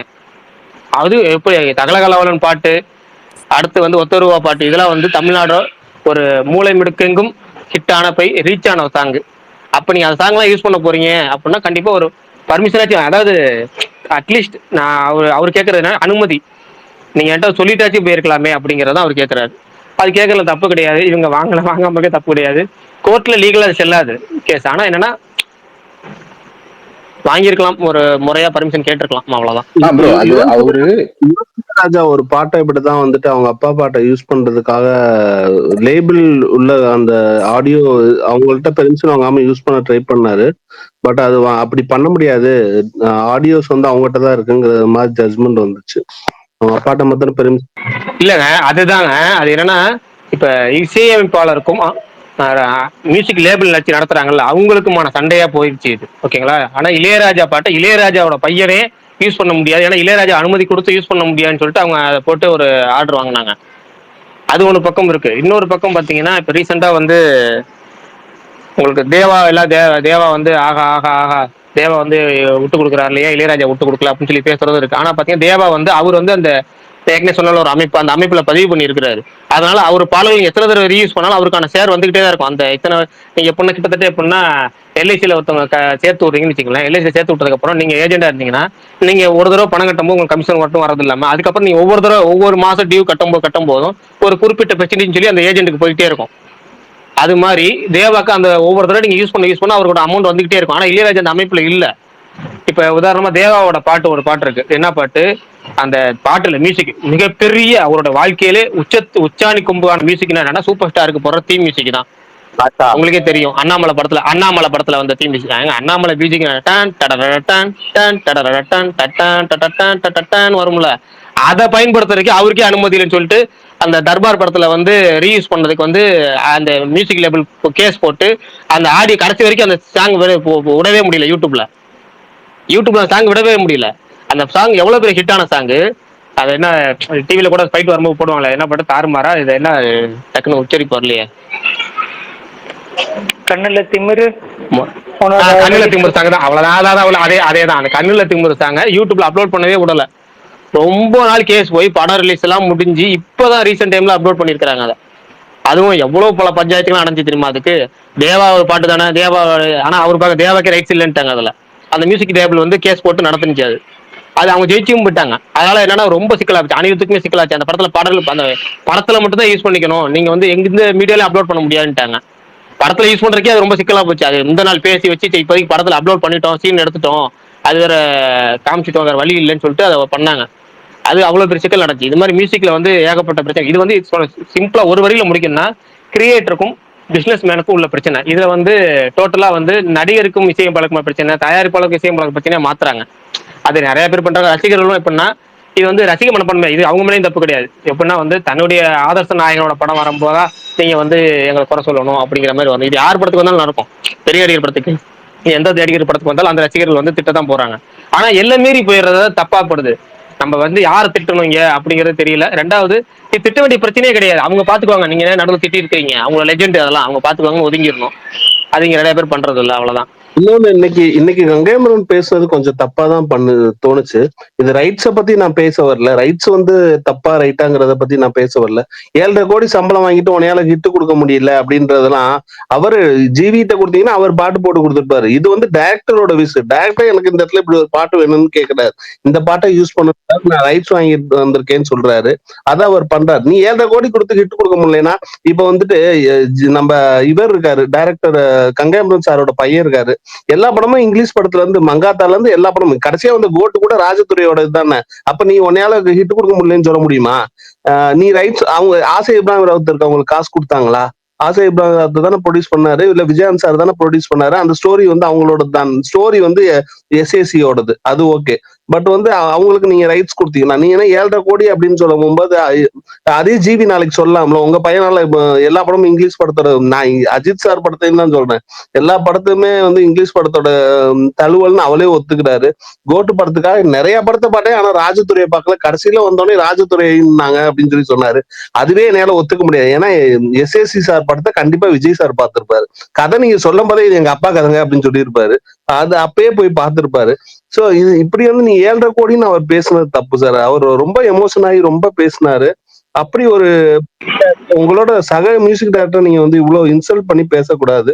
அவர் வந்து இல்ல ஒன்னே ஒன்னு சொல்லிடுறேன், இல்ல ஒன்னு சொல்ல இவ்வளவு தூரம் நடுவில் குறுக்க வரல. என்னன்னா வந்து எச்சி ராஜா பேசுறது யாரும் சீரியஸ் எடுத்துக்கோம்னா கிடையாது. அதே மாதிரி ஒரு குறிப்பிட்ட ஆட்கள் பேசுறது இங்க யாரும் சீரியஸ் எடுத்துக்கோம்னா கிடையாது. அது மாதிரிதான் சினிமா துறையில வந்து கங்கை அமரன் பேசுறத யாருமே இங்க சீரியஸ் எடுத்துக்க மாட்டாங்க. அவரு எப்பவுமே இப்படிதான் பேசுவாரு, அவர் என்ன ஆனாலும் இப்படிதான் பேசுவாருங்கிறது தெரியும். என்ன ஒண்ணு அவர் பேசுற அந்த அந்த அந்த இதுல யாருமே எடுத்துக்க மாட்டாங்க. அதனால அதை பத்தி நம்ம அது அவர் பேச தப்பா சரியாங்கிறதுக்கு அந்த விவாதத்துக்கு போறதே வந்து நமக்கு நேர விரயம் தான். ஏன்னா அந்த இண்டஸ்ட்ரியில் உள்ள எல்லாத்துக்குமே தெரியும் தங்கையம்ம இப்பன்னு இல்லை, அவர் 80s பீரியட்ல இருந்தே இப்படிதான். அவர் பேசுறது யாரும் சீரியஸா எடுத்துக்க மாட்டாங்க. ஆனா நான் அவருக்கும் ஃபேனுங்கிறதுனால ஒன்றும் சொல்ல முடியல. ஏன்னா எனக்கு அவருடைய பாடல்கள் ரொம்ப பிடிக்கும், பாட்டு வரிகளாம். ஒரு பாடலாசிரியர் எனக்கு ரொம்ப ரொம்ப பிடிக்கும். அதனால ரைட்டு ஓகே திட்டிட்டு போகன்னு உட்காந்து வாங்கிட்டு உன்னால விட்டு கொடுக்க முடியலன்னு சொல்லக்கூடாதுல்ல. ஏன்னா இந்த இப்ப ரீசெண்டா எடுத்துக்கோங்களேன், அமரன்ல இருந்து எல்லா படமே, தங்கலான்ல இருந்து எல்லா படமே வந்து கலக்கியிருக்காரு. எனக்கு தெரிஞ்சு ஜிவி எல்லாருமே திட்டுறாங்க ஜிவிய, எதுக்கு ஆக்ட் பண்ண போற நீ, சூப்பரா மியூசிக் பண்ணிட்டு இருக்க அப்படின்னு சொல்லி திட்டிட்டு இருக்காங்க. அவர் போய் நீங்க வந்து இப்படி சொல்லக்கூடாதுல்ல, அதனால நான் சொல்ல வரேன். பிரகாஷ் ப்ரோ, ஹலோ கேக்குதா? சொல்லுங்க ப்ரோ, கேக்குது. சொல்லுங்க பிரதர், கேக்குது சொல்லுங்க. பிரகாஷ் ப்ரோ, இந்த தெலுங்குல ஹிந்தி அதுல வருதுல ஜிபியு, அதுல இதே ரெட்ரோ சாங் தான் யூஸ் பண்றாங்களா இல்ல அங்கங்க வெர்ஷன் யூஸ் பண்றாங்களா? அந்த ட்ரைலர் வந்தப்ப ஒத்தரூபா சாங் யூஸ் பண்ணியிருந்தாங்க, மியூசிக் மட்டும் தான் யூஸ் பண்ணியிருந்தாங்க ட்ரைலருக்கு. படத்துல எப்படி இருக்குன்னு தெரியல, நானும் கேட்கவே இல்லை, விசாரிக்கல. ஹிந்தி வெர்ஷன் ரிலீஸே ஆகல. ஹிந்தி வெர்ஷன் அடுத்த வாரம் தான் ரிலீஸ் ஆக போகுது. ஹிந்தி வெர்ஷன் தியேட்டர்லயே ரிலீஸ் ஆகல. தெலுங்கு வெர்ஷன் ரிலீஸ் ஆகி தெலுங்கு வெர்ஷனை பத்தி விசாரிக்கவே இல்லை, அது என்ன பாடல் யூஸ் பண்ணாங்கன்னு தெரியல. கண்டிப்பா வந்து அந்தந்த, ஏன்னா அந்தந்த சாங்கோட ஒரிஜினல் தெலுங்கு வெர்ஷன்லாம் அப்படியே இருக்கும். ஏன்னா இளையராஜா போட்டதெல்லாம் வந்து தேஞ்சோடி மஞ்சக்குருவி அதெல்லாம் அப்படியே தான் இருக்கும். ஒத்தரூபா பாட்டு மட்டும் தான் இருக்காதுன்னு நினைக்கிறேன் தெலுங்குல. அதுக்கு அவங்க வெறும் மியூசிக் மட்டும் போட்டு மேட்ச் பண்ணிருக்காங்களா இல்ல பாடே யூஸ் பண்ணிருக்காங்கன்னு தெரியல. ஒருவேளை தமிழ் பாட்டு அப்படியே யூஸ் பண்ணிருக்காங்கன்னு தெரியல. யாராவது தெலுங்குல பார்த்தவங்க கேட்டுதான் சார் விசாரிக்கணும், இதுக்காகவே பார்க்கணும். சுல்தானா கூட இருக்கணும், அது கூட அது இருக்கும், அது இருக்கும்னு நினைக்கிறேன். அதெல்லாம் தெலுங்கு வெர்ஷனே இருக்கும். எனக்கு தெரிஞ்சு ஒத்தரூபா பாட்டு மட்டும் தான் தெலுங்கு வெர்ஷன் இருக்காது இதுல, மத்த எல்லா சாங்குமே தெலுங்கு வெர்ஷன் இருப்பாங்க. ஓகே, அப்ப இந்த இளையராஜா ரைட்ஸ் கேட்கறது வந்து பெரிய பெரிய படம் தான் கேட்கறாரு. அப்ப ஒரு சின்ன படம் பார்த்தா ஐ திங்க் பெருசுன்னு நினைக்கிறேன், பெருசுலயும் ஒரு இளையராஜா மியூசிக் வருது, அதுக்கு இது மாதிரி பெரிய இஷ்யூ பண்ண மாதிரி தெரியல. எதுலங்க பெருசுலதான் நினைக்கிறேன் ஒரு இளையராஜா. அதாங்க அவர்கிட்ட போய் பர்மிஷன் வாங்கிட்டு அவர் ஒன்னும் சொல்ல போறது இல்லைங்க. அவங்க ஒண்ணு வந்து என்ஓசி வாங்கணும், இல்லைன்னா பர்மிஷன் வாங்கணும், இல்லைன்னா முன்கூட்டியே தகவல் அப்படி சொல்லணும். நீங்க ஒரு முன்கூட்டியே தகவல் சொல்றது தானே அது முறையா இருக்கும். நீங்க அவரோட சாங்கை பயன்படுத்துறீங்க, அவர்கிட்ட போய் ஜஸ்ட் இப்ப நிறைய படம் இப்ப வந்து நம்ம எத்தனை டிஎல்ல பாக்குறோம்ல, எத்தனை பேர் எத்தனை டேரக்டர்ஸ் போட்டுருந்தாங்க. நாங்க அந்த மாதிரி அந்த இளையராஜிட்ட போனோம், இதுக்காக பர்மிஷன் கேட்டோம். அவர் இது 1 நிமிஷம் தானே, ஒன்றும் பிரச்சனை இல்லை, வேணான்ட்டாரு, காசு கூட வேணான்ட்டாரு, பயன்படுத்தி சொல்லிட்டாருன்னு சொல்றோம்ல, அது வீடியோ பாக்குறோம்ல. அப்ப அவர் சொல்ற என்னன்னா, ஒரு முறைப்படி என்கிட்ட அனுமதி வாங்கிக்கிங்க, என் பாட்டை தான் பயன்படுத்த போறீங்க, அது ஹிட் சாங், என்கிட்ட அனுமதி வாங்கிக்கிங்கன்னு சொல்றாரு, அது தப்பு கிடையாது இல்ல. நம்ம ஒரு சைடு மட்டும் தான் பாக்குறோம், அவர் காசுக்காக அழைகிறாரு, காசு கேட்கறாரு, அந்த சைடு போயிடுறோம். ஆனா ஒரு கிரியேட்டரை நம்ம என்ன சொல்றோம், சிம்பிளா ஒரே வேர்டு தான், ஒரு படத்தை வந்து ரீமேக் ரைட்ஸ் வாங்குறப்ப அந்த ரைட்டருக்கு பங்கு போதா இல்ல, டைரக்டருக்கு போகுது, அதுக்கப்புறம் கதைன்னு ஒருத்தருக்கு இருந்தா ப்ரொடியூசருக்கு போறது இல்லாம அந்த கதையாசிரியருக்கு ஒரு இத்தனை பிரச்சனைன்னு சொல்லி போகுது இல்ல, ஏன் கிரியேட்டருங்கிற முறையில போகுது. அது மாதிரி ஒரு விஷயம் போலங்கிற முறையில அவர் கேட்கறது தப்பு இல்ல. அது அமௌண்ட் மட்டும் கேட்கல, அவரு சொல்லிட்டு போங்க, என்கிட்ட சொல்லிட்டு பயன்படுத்துங்கிறாரு, அது ஒரு மரியாதையாவும் பாக்குறாருல்ல. அது தப்பா யூஸ் பண்ணிட்டு என்ன இப்ப இதுலயே வந்து அவரோட ஃபீல் பண்றது என்னன்னா, அது வந்து நல்ல அது ஆடியன்ஸுக்கு பிடிச்சி போச்சு. எப்படின்னா வந்து ஒத்தரூபா சாங்கையும் ஏஞ்சோடி மஞ்சக்குருவியும் நீங்க மிக்ஸ் பண்ணிட்டீங்க, ரெண்டுமே இளையராஜா பாட்டு, ரெண்டுமே நீங்க மிக்ஸ் பண்ணி ஒரே வெர்ஷனா தரீங்க. அவரு கிரியேட்டர் அவருக்கு ஃபீல் ஆகும்ல, என் பாட்டு 2 பாட்டு நீங்க எப்படி கெடுக்கலாங்கிற மாதிரி இருக்கும்ல. அப்ப என்கிட்ட சொல்லிட்டு பண்ணீங்க, ஓகே இது நல்லா இருக்குப்பா பண்ணிக்கங்கப்பா அப்படின்ற, அது ஒரு நம்ம வீட்டுல உள்ள பெரியவங்க நம்ம சொல்லணும்னு சொல்லுவோம்ல, அது மாதிரிதான். பிரகாஷ் இந்த இதெல்லாம் சட்ட ரீதியா சொல்லலாம், தார்மீக அடிப்படையில எல்லாம் பண்ணணுங்கிற. சட்டம் வேற தார்மீகம் வேற, அவ்வளவுதான். எனக்கு 2 கேள்வி இருக்கு பிரகாஷ் பிரதர். இது இப்போ அவர் பாட்டு அந்த கேஸ் அவர் போட்டிருக்கிறது வந்து அவரு ஒரு ஒரு படத்துக்குன்னு ஒரு போட்ட பாட்டை ரீயூஸ் பண்ணக்கூடாது, அவர் அந்த படத்துக்கு தான் அந்த பாட்டு போட்டிருக்காருன்ற கேஸ் தானே அது ஒண்ணு. அது இன்னொரு கேள்வி வந்துட்டு அது சட்டப்படி வார்த்தைகள் வக்கீல் வைக்கிற வாதங்கள் அதெல்லாம் ஓகேங்களா. அவர் சொல்ற சிம்பிள், என்கிட்ட நீ கேட்கல என்கிட்ட கேளுங்கிறாரு அவர் ஒரே வார்த்தை. அப்ப இப்ப இந்த சென்சார் அவர் சொல்ற வாதம் சட்டப்படி வக்கீல் வைக்கிற வாதம் நமக்கு கணக்கு. ஓகே, சென்சார் போர்டுக்கு என்ஓசி கொடுக்கும் போதெல்லாம் இந்த இது மேல கேஸ் இருக்குன்னு அவங்களுக்கு தெரியாதா? அவங்க அங்கேயே ஸ்டாப் பண்ணலாம்ல. இது ஒண்ணு சொல்ற, சட்ட ரீதியா இப்ப நீங்க வந்து ஒரு டாக்குமெண்ட் யார்கிட்ட இருக்கோ அந்த டாக்குமெண்ட் யார் பேர்ல இருக்கோ அவங்கள்ட்ட வாங்கிக்கிற மாதிரி இது. அதை வாங்கி கொடுங்க, என்ஓசி தரேங்க. சட்டம் அது பேப்பர் ஆன் பேப்பர் கரெக்டா இருக்கான்னு பார்த்து சென்சார், ஓகேங்களா, அது சட்டம். இவரு சொல்றது தார்மீகத்தோட சேர்ந்து சட்டத்தையே இவர் என்ன தனியா கேட்கிறாரு. இவர் என்ன கேட்கிறாருன்னா, கிரியேட்டருங்கிற முறையில இசையமைப்பாளருக்கு பங்கு இருக்கு, நீங்க அதை ரீயூஸ் பயன்படுத்தி அதை அமௌண்டா தானே மாத்துறீங்க, நீங்க அமௌண்ட் தானே வாங்குறீங்க.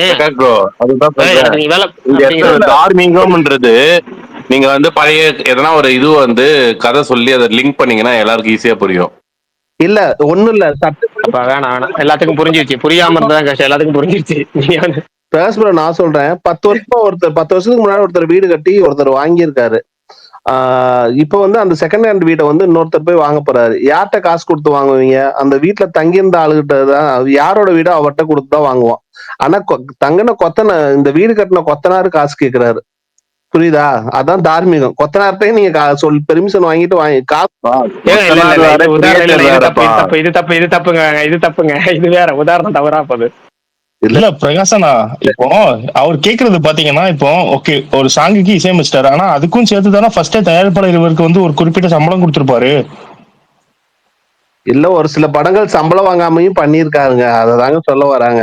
ஒரு சில சமயம் இல்ல ப்ரோ, எனக்கு தெரிஞ்சு அது அந்த ஆர்ட்டுக்கு அது அப்படி அப்ளை ஆகாதுன்னு நினைக்கிறேன். அது அந்த படத்துக்கு அவரு கொடுத்த பாட்டு, நீங்க அந்த பாட்டை எடுத்துட்டு போய் இன்னொரு ப்ராடக்ட்ல யூஸ் பண்றீங்கன்னா, இல்ல கமர்ஷியல் எதெல்லாம் யூஸ் பண்றீங்கன்னா அதுல ஒரு ராயல்ட்டி வரும்னு நினைக்கிறேன்.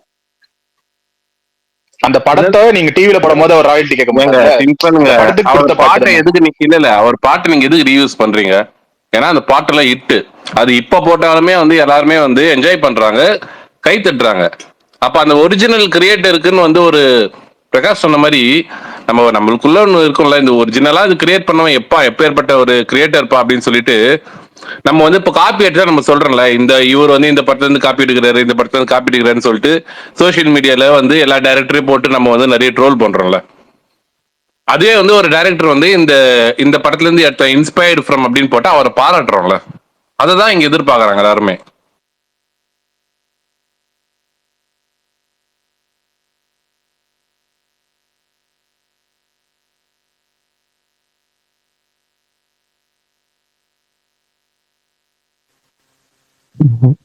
பிரகாஷ் ப்ரோ, நீங்க தார்மீகம்னா என்னன்ட்டு ஒரு புராண கதையில இருந்து அப்படி லிங்க் பண்ணுங்க ப்ரோ. பிரகாஷ் ப்ரோ, ஆனா சட்ட ரீதியா பார்த்தா இளையராஜாக்கும் ஒரு ரைட்ஸ் இருக்கு ப்ரோ. அவருக்கு கேட்காம இந்த பாட்டை யூஸ் பண்ணக்கூடாது. பிரகாஷ் ப்ரோ, எனக்கு இப்போ இன்னொரு டவுட். இப்போ சில மூவிஸ்ல எல்லாம் பார்க்கும்போது தியேட்டர்ல வந்து வேற படம் பாக்குற மாதிரி எல்லாம் இருக்குல்ல, அப்போ அதுக்கும் ரைட்ஸ் எல்லாம் அது கிளைம் பண்ணுவாங்களா என்ன? இல்ல புரியல. கிளிப்பிங்ஸா? கிளிப்பிங்ஸ் யூஸ் பண்றம்போது அப்ப அதுக்கும் ரைட்ஸ் அதுக்குதான் இப்ப சொல்றேன், ரைட்ஸ் இருக்கு. அதுக்கும் நீங்க வேற ஒரு படத்தோட கிளிப்பிங்ஸ் யூஸ் பண்ண முடியாது. அதுக்குதான் நீங்க சென்சார்ல வந்து அதர் மூவி சாங்ஸ் அப்படின்னு போட்டு அதுக்கு வந்து என்ஓசி சப்மிட்டட் அப்படின்னு சொல்லி பண்றாங்க. இப்பயே ரெட்ரோ பண்ணுவோம் அப்படி இருக்கு. அது வந்து ப்ரொடியூசர்ட்ட வாங்கணுமா இல்லாட்டா அந்த படத்தை எடுத்து டைரக்டர்ட்ட வாங்கணுமா என்ஓசி? ப்ரொடியூசர் தான் வாங்கணும், டைரக்டர் எப்படி வாங்குவீங்க? அது ப்ரொடியூசர் தான் வாங்குவீங்க. ஆனா அதுக்கு அந்த இது வந்து படத்தை கிரியேட் பண்ணது வந்து டைரக்டர் தானே. அப்ப இளையராஜா விஷயத்துல இதுவும் இதாகுதுல்ல. அது நீங்க ரீமேக் பண்றீங்கன்னு வச்சுங்களேன். இப்ப நீங்க ரீமேக் பண்றீங்கன்னா உங்களுக்கு வந்து ரைட்டருங்கிற முறையில இப்ப அவர் டைரக்டர் தான் ரைட்டர்னா அவருக்கு பங்கு போகும். இப்ப தமிழ்ல ஒரு படம் எடுக்கிறீங்க, நம்ம உதாரணத்துக்கு வச்சுக்குவோம். இப்போ வந்து தெலுங்குல வந்து ஒக்கடு வந்து மிகப்பெரிய பிளாக் பஸ்டர். ஒக்கடுவோட ரீமேக் ரைட்ஸ் இங்க வாங்குறாங்க அப்படின்னா ப்ரொடியூசர்ட்ட காசு கொடுக்குறாங்க அப்படின்னா ப்ரொடியூசர் அதுல ஒரு 50% அக்ரிமெண்ட் போடுறாங்க, ரைட்டருக்கு 50%. அந்த படத்தோட கதையாசிரியர் யாருன்னா அவருக்கு போயிடும். தமிழ்ல அதனாலதான் வந்து ரைட்டர்ஸ் நிறைய பேர் யூஸ் பண்றது இல்ல. ஆனா அது வந்து மறு உருவாக்கங்கிறதுனால போகும். நீங்க பயன்படுத்த உங்க கிளிப்பிங்ஸ் ஜஸ்ட் பயன்படுத்துறதுதான். படத்துல ஒரு 10 செகண்ட் காமிச்சிருக்கீங்க அப்படின்னா ப்ரொடியூசருக்கு தான் போகும். அது வந்து ப்ரொடியூசர் ஒரு ஒட்டுமொத்த படத்துக்கு சொந்தக்காரர் அவரு தான். டோட்டல் நெகட்டிவ் ரைட்ஸ் போட்டு எழுதி வாங்கிடுவாரு. ஆனா இப்போ இதெல்லாம் படங்கிறது டோட்டலா அது வந்து புரியுது நீங்க சொல்றது. அதே மாதிரி இப்போ இளையராஜா சாரோட பாட்டை யூஸ் பண்ணும்போது ஈக்குவலிங் சார், அதாவது தயாரிப்பாளருக்கும் பாதி போற மாதிரி, அந்த படத்தை எடுத்த ப்ரொடியூசருக்கும் பாதி போற மாதிரியும், அதுக்கப்புறம் மியூசிக் டைரக்டருக்கும் போற மாதிரி ஸ்பிளிட் பண்ணி கொடுக்கலாம்ல. அதைத்தானே இளையராஜா கேட்கிறாரு. இளையராஜா கேட்கற தயாரிப்பாளருக்கும் மியூசிக் டைரக்டரும் கொடுங்கிறாரு. நீங்க எதுக்கு சம்பந்தம் இல்லாம ஆடியோ ரைட்ஸ் போடுறது அவங்களுக்கு ஃபுல்லா போதுங்கிற. அவங்க தான் ஏற்கனவே படம் வாசிட்டாங்க, அதை வந்து யூடியூப்ல போட்டு சம்பாதிச்சிட்டு இருக்காங்களே அவங்க. இல்ல அவங்க எங்க பயன்படுத்தணும் அவங்க பயன்படுத்தி சம்பாதிச்சிட்டு இருக்காங்களே, அதை திரும்ப மறுஉருவாக்கம் பண்றப்ப கிரியேட்டரா இப்ப எங்க ப்ரொடியூசருக்கு எனக்கு தானே வரணுங்கிறாரு. ஆனா இது என்னன்னா இப்ப இன்னொரு தரப்பு என்ன சொல்றாங்க அப்படின்னா, இசையமைப்பாளர் மட்டும் தான் அதுல பங்கு இருக்கா, பாடல் எழுதினவருக்கு பங்கு இல்லையா, இல்ல வந்து அந்த பாட்டை நடிச்சவங்களுக்கு பங்கு இல்லையா, அவங்களுக்கு எல்லாம் கொடுக்க மாட்டீங்கன்னு கேட்டு இந்த பஞ்சாயத்தை இழுத்துட்டு போறாங்க. அவங்களாம் எப்படி சொல்றது, இது வந்து இது பேசினா பஞ்சாயத்து நீண்டுகிட்டே போகும். ஆனா இப்ப எனக்கு ஒரு சிம்பிள் டவுட்னா, இப்ப இளையராஜா சாருக்கு மட்டும் ஏன் இந்த இஷ்யூ அடிக்கடி வருது? ஏன் இதுக்கு முன்னாடி இசையமைச்ச ஏஆர் ரகுமான் மத்த நான் திரும்ப சொல்றேன், ஏஆர் ரஹ்மான் எல்லா படத்துக்கும் ரைட்ஸுக்கு காசு வாங்கிட்டு வந்துட்டு இருக்காருன்னு சொல்றேன். நான் தான் ஏஆர் ரஹ்மான் வந்துருது அவருக்கு அமௌண்ட். இளையராஜா பல படங்களுக்கு ஸ்டார்டிங்ல அவர் பண்ணல இதை. அவர் ரொம்ப வருஷம் கழிச்சு அதை பார்த்து இவ்வளவு சிக்கல் இவ்வளவு தூரம் ரைட்ஸ் இருக்கா அப்படிங்கிறத பார்த்துட்டு. ஆனா ஏஆர் ரஹ்மான் ஃபர்ஸ்ட்லயே அதை கவனிச்சிட்டாரு. முதல் படங்கள்ல இருந்து ஏஆர் ரஹ்மான் எல்லா படத்துக்கும் ரைட்ஸ் கரெக்டா பதிவு பண்ணிட்டாரு. இளையராஜா அப்படி அவர் பண்ணாம விட்டுதான் நடுவில் வந்து இப்ப கேட்கிறாரு. அவர் பழைய படங்களுக்கு இப்ப குறிப்பிட்ட வருஷத்துக்கு அப்புறம் பண்ணிட்டாரு, அதுக்கு முன்னாடி படங்களை அவர் பண்ணாம விட்டது இப்ப கேட்கிறாரு, அவ்வளவுதான். ஆனா ஏஆர் ரஹ்மான் மத்த இசையும் படம் ரொம்ப தெளிவா இருக்கிறாங்க. இப்ப ஏஆர் ரஹ்மானோட பாடல்களை நீங்க பயன்படுத்தவே முடியாது, பயன்படுத்தும் அவருக்கான சேர்த்து தனியா போயிடும். இளையராஜாக்கு அப்படி போக மாட்டேது, அது மியூசிக் லேபிளுக்கு போகுது. இதுதான் பிரச்சனை. ஏஆர் ரஹ்மான் பாடல்கள் நீங்க பயன்படுத்தினா ஏஆர் ரஹ்மானுக்கு பங்கு போயிருது.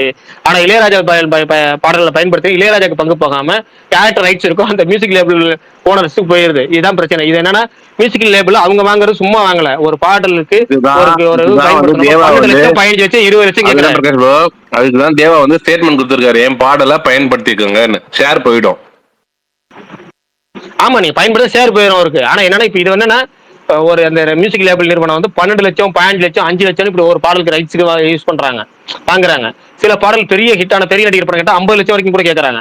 ஆக மொத்தம் ஒரு பாட்டுக்கே ஒரு 50 லட்சம் வரைக்கும் ரைட்ஸ் நீங்க ரீமேக் ரைட்ஸ் வாங்குறீங்க, 20 லட்சம் வாங்குறீங்க, 30 லட்சம் வாங்குறீங்க. அப்ப அந்த பாட்டு கிரியேட்டரா எங்களுக்கு ஏன் பங்கு தர மாட்டீங்கன்னு கேட்கிறாரு அவர். ஆனா மத்த இசையும் பாடல் அதை பதிவு பண்ணிருக்காங்க, போயிருது. இல்லையா ஸ்டார்டிங்ல நிறைய படங்களுக்கு அவர் வந்து அதை பதிவு பண்ணல, அந்த முறையை விட்டுட்டாரு. இப்ப அதே தானே டைலாக்ஸுக்கும் போவோம் பிரகாஷ் ப்ரோ. இது மாதிரி ஜிபியூ எல்லாம் எவ்வளவு டைலாக்ஸ் ரீக்ரியேட் பண்றாங்க பண்ணிருக்காங்களா. அப்ப ஸ்டார்டிங் ஃப்ரம் தீனா,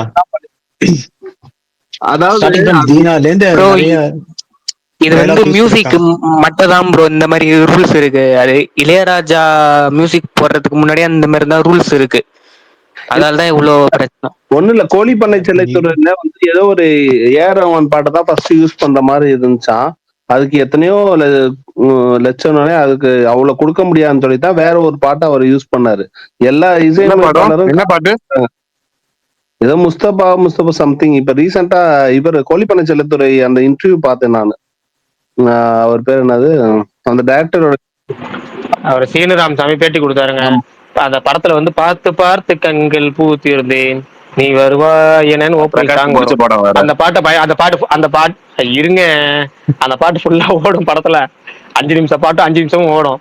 அதுக்கு முன்னாடி வந்து அவர் வந்து வேற ஒரு பாட்டு பயன்படுத்தி இருந்தாரு.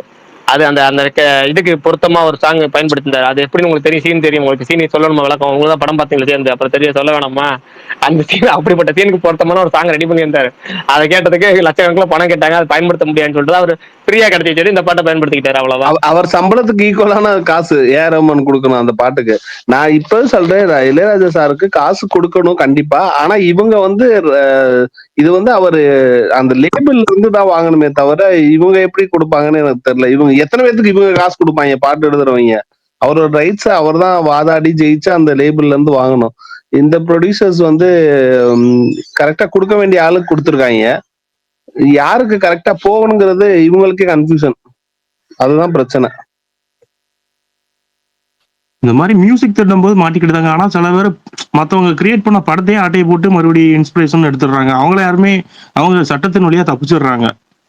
ஏன்னா அவங்களே இன்னொருத்தர் திருடின மாதிரி தானே. இப்ப ஒண்ணும் இல்ல, இந்த சூர்யா ஜோதியாலாம் நடிச்ச ஒரு படமும் அப்படியே ஜோடி படமும் ஒரே கதை. ஆனா ரெண்டு பேரும் ஒரே நேரத்துல எப்படி அப்படி திங்க் பண்ணிருப்பாங்க? 2 பேரும் ஒருத்தர் மேல ஒருத்தர் கேஸ் போட முடியாது. ஏன்னா அவங்க வேற எங்கிட்ட இருந்து எடுத்துட்டு வந்திருக்குது. இது மாதிரி நிறைய கதைகள், ஒரே படத்தோட கதையை 2 பேரும் ஒரே அட்ட டயத்துல எடுத்து. இப்ப வந்துட்டு ஒண்ணும் இல்ல, அந்த ஏதாவது விக்ரம் நடிச்ச படம் அது. சாமுராயும் சிட்டிசனும் ஒரே கதை. யாரு மேல கேஸ் போடுவீங்க நீங்க? ரமணாவும் கிட்ட இருந்தா எடுத்துட்டு வந்து ரமணாவும் சரி அதேதான். என்னங்க எனக்கு ப்ரோ புரியல. ரமணாவும் அதே கதை ஸ்டோரி தானே டிஸ்கஷன் ஒரு ரமணா. டேரக்டர்ஸ்லாம் ரவுண்ட் டேபிள் மாதிரி இதுக்கு முன்னாடி எல்லாம் பாத்தீங்கன்னா ஸ்டோரி டிஸ்கஷன் 2-3 டேரக்ட் முன்னாடி ரூம்மேட்டா இருப்பாங்க. டிஸ்கஸ் பண்ணும்போது இந்த மாதிரி டிஸ்கஸ் பண்ணிருப்பாங்களா, அந்த கதை தான் இப்படி மிஸ்யூஸ் ஆகி மல்டிபிள் டைம்ஸ் இதாயிருக்கு. லிங்குசாமி இன்டர்வியூ ஒன்று ரீசெண்டா பார்க்கும்போது அவரும் ஒன்று சொன்னாரு. வானத்தை போலவும் என்னோட விக்ரமன் சார் குருநாதர் அவர் என்கிட்ட கதை கேட்டாரு, நான் தரமாட்டேன்ட்டேன். அதுக்கப்புறம் அவர் வானத்தை போலன்னு எடுத்துட்டாரு. அதுக்கப்புறம் நான் இது எங்க அண்ணன் ஃபேமிலி எங்க குடும்பத்துல நடந்த கதைன்னு தான் நான் ஆனந்தம் படத்தை எடுத்தேன் அந்த மாதிரி சொல்லியிருப்பாரு. ஆனா விக்ரமன் என்ன சொல்றாருன்னா, வானத்தை போல சூரியவம்சத்துக்கெல்லாம் முன்னாடி சொன்ன கதை அப்படின்னு டிஸ்ட்ரிபியூட்டர் யாரு அவங்களே வந்து நீங்க முன்னாடியே சொன்னீங்கன்னா அந்த படத்தை எடுங்க அப்படின்னு சொல்லிட்டு தான் ஆஸ்கர் பிலிம்ஸ் ரவிச்சந்திரனே சொன்னாரு. அப்படிங்கிறதுக்கான ஆதாரமும் இருக்கு. ஆஸ்கர் பிலிம்ஸே சொல்லியிருக்காரு 10 வருஷத்துக்கு முன்னாடி 15 வருஷத்துக்கு முன்னாடி சூரியவம்சத்துக்கு முன்னாடி சொன்ன கதை அப்படின்னு சொல்லிட்டு. ஓகே, அது உண்மை என்னன்னு அவங்களுக்குள்ளதான் அவங்களுக்கு தான் தெரியும். இப்போ இன்டர்வியூல மாறி மாறி சொல்லிக்கிறாங்க.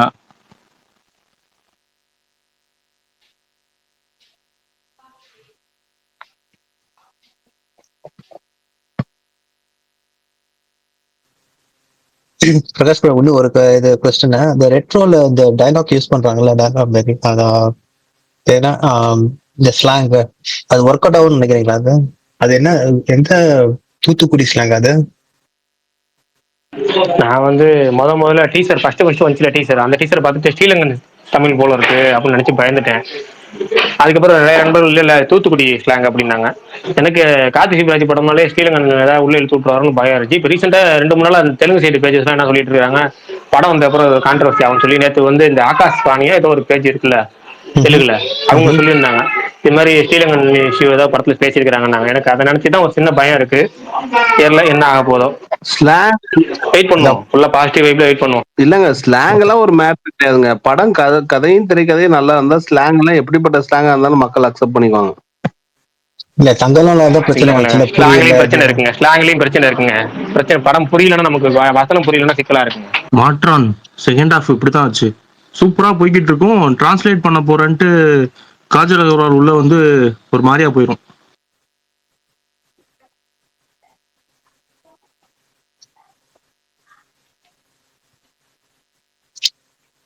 அந்த இந்த பாட்டு ரிலீஸ் ஆச்சு குபேரன், கேட்டீங்களா? நல்லா இருக்கு அந்த பாட்டு.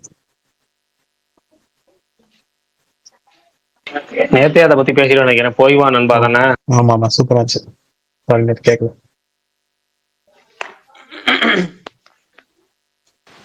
ஒரு இலவு சாங்கு 2 கல்யாணம் சாங்கு அதுதான் இப்ப லூப்ல கேட்டுக்கிட்டு இருக்கு. இல்ல எனக்கு என்னன்னா அது இலவு சாங்குன்னு தெரியாம ஏகப்பட்ட பேர் அதுக்கு ஒரு பல எடிட் போட்டுட்டு இருக்கிறேன். டேய் அதை பார்த்து என்ன சுச்சுவேஷன் வருது கொஞ்சம் பார்த்துட்டாச்சு போடுங்கய்யா, ஏன் எல்லாத்துக்கும் எடிட் பண்றீங்கிற மாதிரி இருந்துச்சு. அவர் விஜய்க்காக போட்ட மாதிரி நிறைய பேர் பேசிட்டு இருக்காங்க.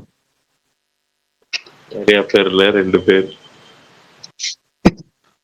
பிரகாஷ் ப்ரோ, யுவன் சங்கர் ராஜா நெக்ஸ்ட் என்ன மூவிஸ் எல்லாம் பண்றாரு அப்டேட் பண்ணுங்க. ஏங்க அவர் பண்ற மூவிலையும் விளையிட்டு போயிட்டு இருக்காரு. எங்க பண்றாரு அவரு? அவர் துபாயில போய் உட்காந்துக்கிட்டு ஏகப்பட்ட பஞ்சாயத்து பண்ணிட்டு இருக்காரு. நண்பர்களுக்கே படம் பண்ணி தர மாட்டாரு. ஏகப்பட்ட படங்கள் பண்ணிட்டு விலகி போயிடுறாரு. சர்தார் 2 அவர் தான் இருந்துச்சு. இப்ப அவர் விலகிட்டு சாம்சிஎஸ் வந்துட்டாரு. அப்புறம் இன்னொரு பெரிய படம், அந்த படத்துலயும் அவர் தான் இருந்துச்சு. அதுலயும் விலகிட்டு சாம்சிஎஸ் அதுலயும் தூக்கி போட்டாங்க. அப்புறம் இன்னொரு படம் அதுலயும் அவர் விலகிட்டு இன்னொரு மியூசிக் டேரக்டர் தூக்கி போட்டிருக்காங்க. அவரா விலகுறாரு தேவையில்லாம. பொன்றாம் படம் பண்ணிட்டு இருந்தாரு, அதுவும் இல்லையா அவரு? அது அவர் பண்றாரு. தேவையான படத்தை விட்டுட்டு தேவையில்லாத படம் பண்ணி என்ன யூஸ்? பிரகாஷ் ப்ரோ கீழே அஜித் பல்டான் இருக்குதான் இன்வைட் கொடுங்க. காட்டல ரிக்வெஸ்ட் காட்டல. என்ன எனக்கு டிபி காட்டல. சும்மா பரணி உங்களுக்கு காமிச்சுன்னா கொஞ்சம் அக்செப்ட் பண்ணுங்க. இல்ல காட்டல. Bharani bro Sivakarthikeyan sir tweet போட்டிருக்காரு பாத்தீங்களா? என்னது ப்ரோ? சாய் சுதர்சன் வந்துட்டான், அது சரி பண்ணிட்டான். லேப்லயே வந்து அப்பா கடைசியா வந்து ஏதோ சால்வ் பண்ணிட்டான். மொபைல்ல தானே வர முடியல, அதனால என்னோட குருநாதர் பரணி சொன்னார் லேப்ல வர சொல்லி லேப்ல வந்துட்டேன். ஏன் மொபைல்லயே வந்து வெப் யூஸ் பண்ணி குரோம் யூஸ் பண்ணி லாகின் பண்ணி வரலாமே? இல்லண்ணா அது நேரம் ஆப்புக்கே ரீடைரக்ட் பண்ணிருதுண்ணா. ஆஹா, அதுதான் பிரச்சனை. நீ வந்து வெப்ல பண்ணலாம், குரோம்ல பண்ணலாம். ஆப் ரீடைரக்ட் பண்ற மாதிரி பண்ணக்கூடாது. ஓகே ஓகே, அதை நாளைக்கு வந்து ட்ரை பண்ணுவோம். ஏன்னா உனக்கு மேபி மொபைல்ல அந்த மொபைல் ஆப்ல எதனா பிரச்சனையா இருக்கும். ரிப்போர்ட் பண்ண உன்னோட இதுக்கு. ஓகேண்ணா ஓகே.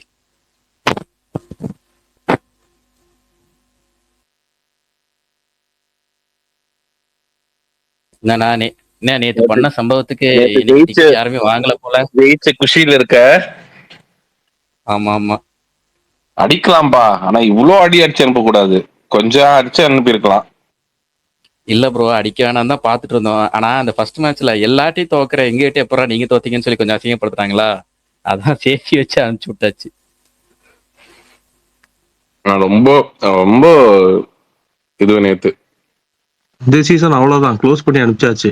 அட நீங்க வேற அவரு தோனி வேற இது கொடுத்திருக்காரு, போஸ்ட் மேட்ச் பிரசன்டேஷன்ல சொல்லியிருக்காரு, பிளே ஆஃப்க்கு குவாலிஃபை ஆக முடியல அப்படின்னா வில் கம் பேக் ஸ்ட்ராங்கர், நாங்க டீம் ரெடி பண்ணிட்டு நெக்ஸ்ட் இயர் வருவோம்னு. அப்ப நெக்ஸ்ட் இயரும் வருவாரா அப்படின்ற மாதிரி ஆயிடுச்சு எனக்குலாம் பார்த்து.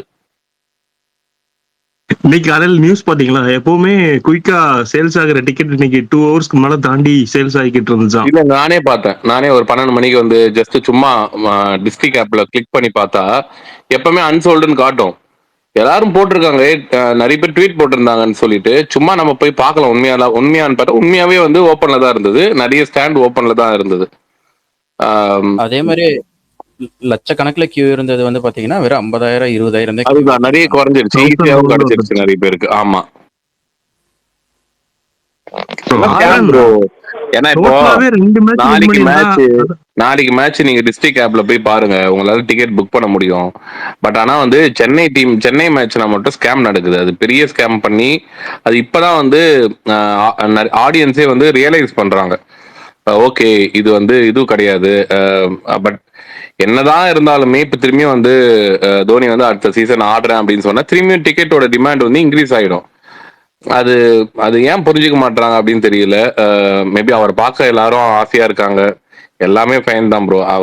அவர் நிறைய பண்ணிட்டாரு, நிறைய வந்து அவர் அச்சீவ் பண்ணியிருக்காரு.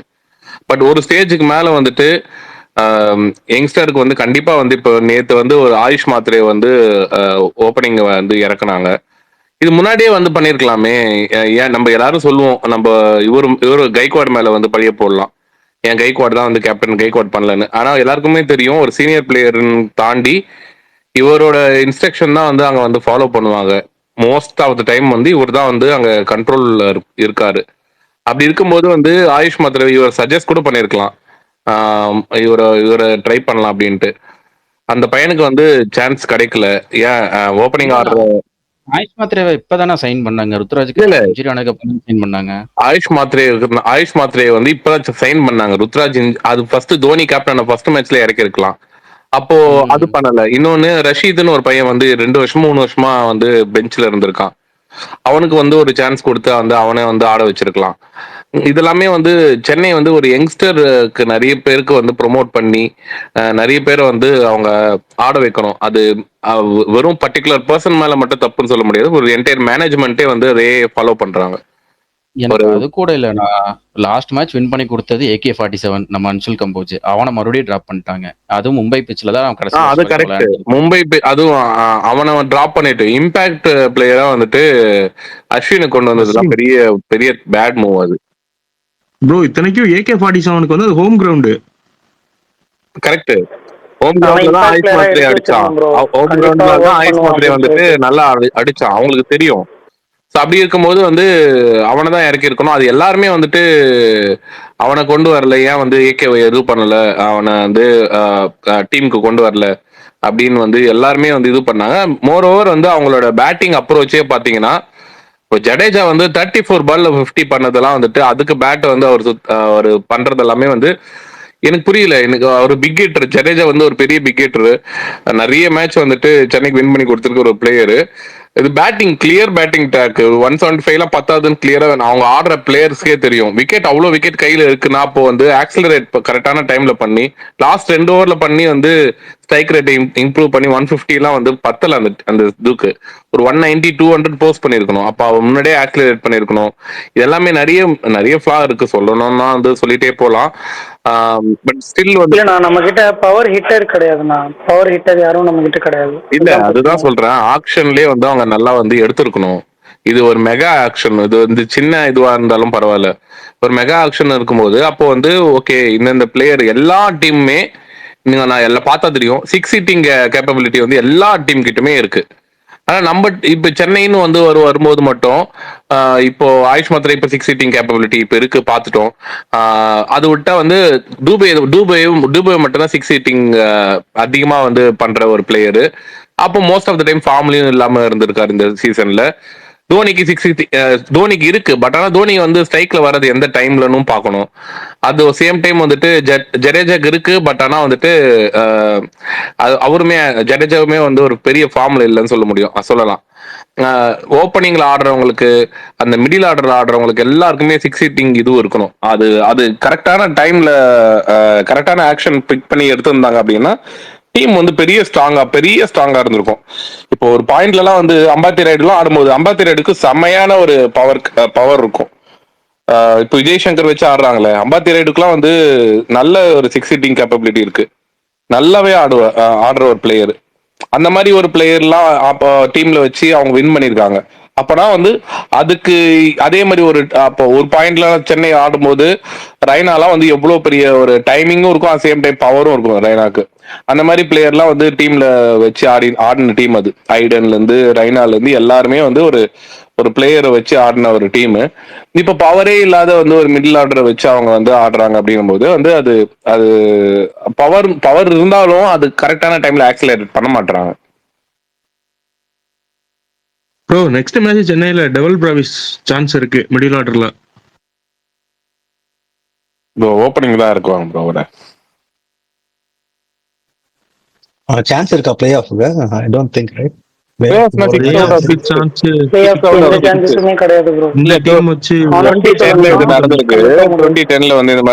கடைசி வர எல்லா மேட்சுமே ஜெயிச்சு வந்திருக்காங்க. சான்ஸ் இருக்கா அப்படின்னு கேட்டோம்னா வந்து இதுவா மேத்தமெட்டிக்கலா பார்த்தா சான்ஸ் இருக்கு. பட் ஆனா வந்துட்டு பிராக்டிக்கலா நம்ம திங்க் பண்ணி பார்த்தோம் அப்படின்னா இப்ப இருக்கிற அந்த இருக்கிற அவங்க மத்த டீம் இருக்கு, இவங்களை தாண்டி மத்த டீம் ஆடுற ஒரு இன்டென்ட் பார்க்கும்போது சான்ஸ் கம்மியா இருக்குன்னு சொல்லலாம். எஸ்ஆர்எச் ஓட பொசிஷன் தான் ரொம்ப கேவலமா இருக்கு, ரொம்ப எதிர்பார்த்தோம், ரொம்ப அடி வாங்கிட்டு இருக்கு. ஆக்சுவலா தோனி வந்து நேத்தே கிளியரா ஒரு விஷயத்த சொல்லிட்டாருண்ணா, நாங்க கண்டிப்பா வந்து பிளே ஆஃப் பண்ணணும்னா வரலனாலும் பரவாயில்ல, பட் நான் நெக்ஸ்ட் இயர் வந்து அதுக்கான செக்யூர் 11 ப்ரிப்பேர் பண்ணிட்டு நெக்ஸ்ட் இயர் வருவோம். அதுதான் பிரச்சனை, தோனி என்ன சொல்லியிருக்காருன்னு. அப்ப நெக்ஸ்ட் சீசன் அவர் வந்து தோனி விளையாட மாட்டாருனா டீம் வந்து ரெடி ஆகி வருவாங்க. கோவிட் வரதுக்கு முன்னாடி இருந்தே வந்து எல்லாரும் இது வந்து 2019 வேர்ல்டு கப்ல இந்தியா வந்து 50 ஓவர் வேர்ல்டு கப்ல ஃபைனல் போகல. அப்படி போகாத போதே வந்துட்டு செமிஃபைனல்ல நம்ம வந்து நியூசிலாந்து கிட்ட தோத்தும் போது தோனி வந்து T20 இது ஆட மாட்டார், ஐபிஎல்லையும் வந்து பெருசா இது பண்ண மாட்டார். 2020 கோவிட் வந்துருச்சு, அப்போ வந்து அரேப் கண்ட்ரில நடந்தது, அப்பயும் ஆடினாரு. சரி 21 லாஸ்ட் போல அவர் இதுக்கப்புறம் ஆட மாட்டாரு அப்படி 21 ஆடினாரு. 21 லாஸ்ட் போல அப்படின்னு 22 தான் எனக்கு தெரிஞ்சு 21 கப் அடிச்சாங்களா இல்ல 22 கப் அடிச்சாங்களா ஞாபகம் இல்லை எனக்கு. 21 வந்து அவங்க வந்து கப் அடிச்சாங்க, அது ஈஸியா அந்த கப் அடிச்சுட்டாங்க. ஆனா 23 அடிச்ச கப்பு ஜடேஜா வந்துட்டு குஜராத் டைட்டன்ஸ் செம்ம ஸ்ட்ராங்கான டீம், பெரிய ஸ்கோர் வேற. அதுக்கப்புறம் மழை வந்து ஸ்கோர் கம்மியா இருந்தாலுமே அது ரொம்ப அடிச்சு ஆட வேண்டிய சூழ்நிலை, கடைசியா வந்து பவுண்டரி அடிச்சுதான் வின் பண்ணிருப்பாரு ஜடேஜா. அந்த அந்த மேட்ச் தான் கரெக்டான ஃபேர்வெல், அந்த மேட்சோட வந்து ரிட்டையர் ஆயிருக்கலாம். அது பெரிய ஒரு மிஸ்ன்னு தான் சொல்லுவேன் நான் இப்பயும் கேட்டா. ஒரு வின்னிங் பொசிஷன், அதுல கேப்டனா வேற இருந்தாரு தோனி. அதோட அந்த கேப்டனா இருக்கும்போதே அப்படி வின் பண்ணிட்டு அப்படியே ரிட்டையர் ஆயிருந்தாருன்னா ஒரு பெரிய, இன்ன வரையுமே அவருக்கு இப்போ நிறைய பேர் வந்து ஒரு ஓன் ஃபேண்டமே வந்து நிறைய பேர் வந்து அவர் ரிட்டையர் ஆன நல்லதுன்னு சொல்ற அந்த ஒரு இதுவே வந்திருக்காது. அந்த ஒரு கரெக்டான ஒரு பொசிஷன்ல அவர் இருந்திருப்பாரு.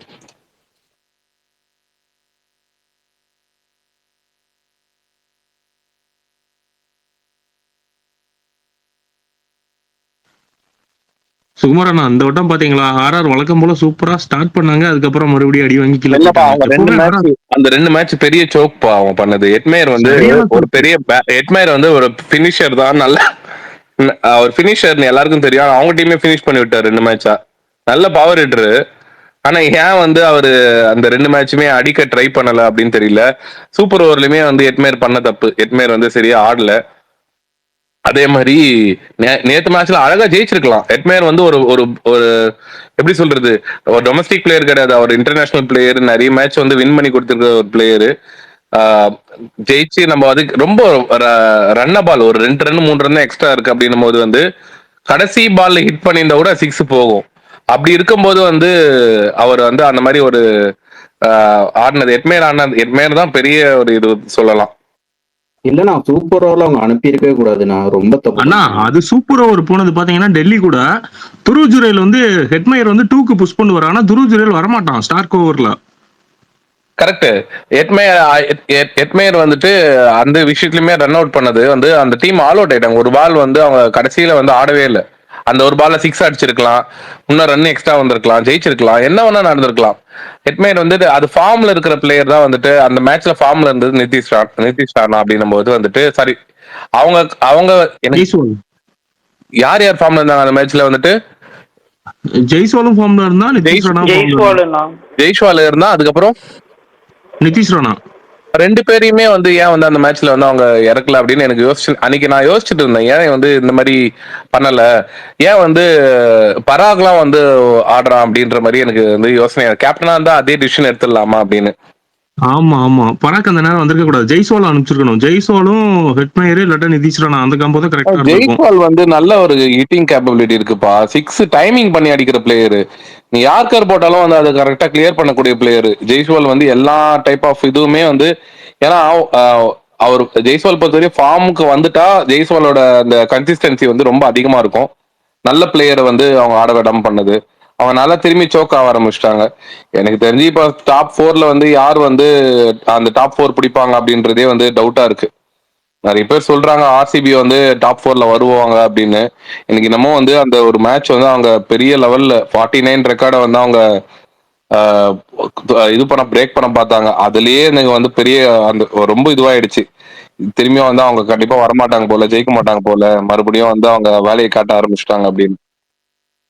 ஹோம் கிரவுண்ட் அவங்களுக்கு பெரிய டிஸ்அட்வான்டேஜஸ். மற்ற டீமுக்குலாம் ஹோம் கிரவுண்ட் வந்து அட்வான்டேஜா இருக்கு. ஆர்சிபிக்கு ஃபர்ஸ்ட்ல இருந்தே அப்படிதான்.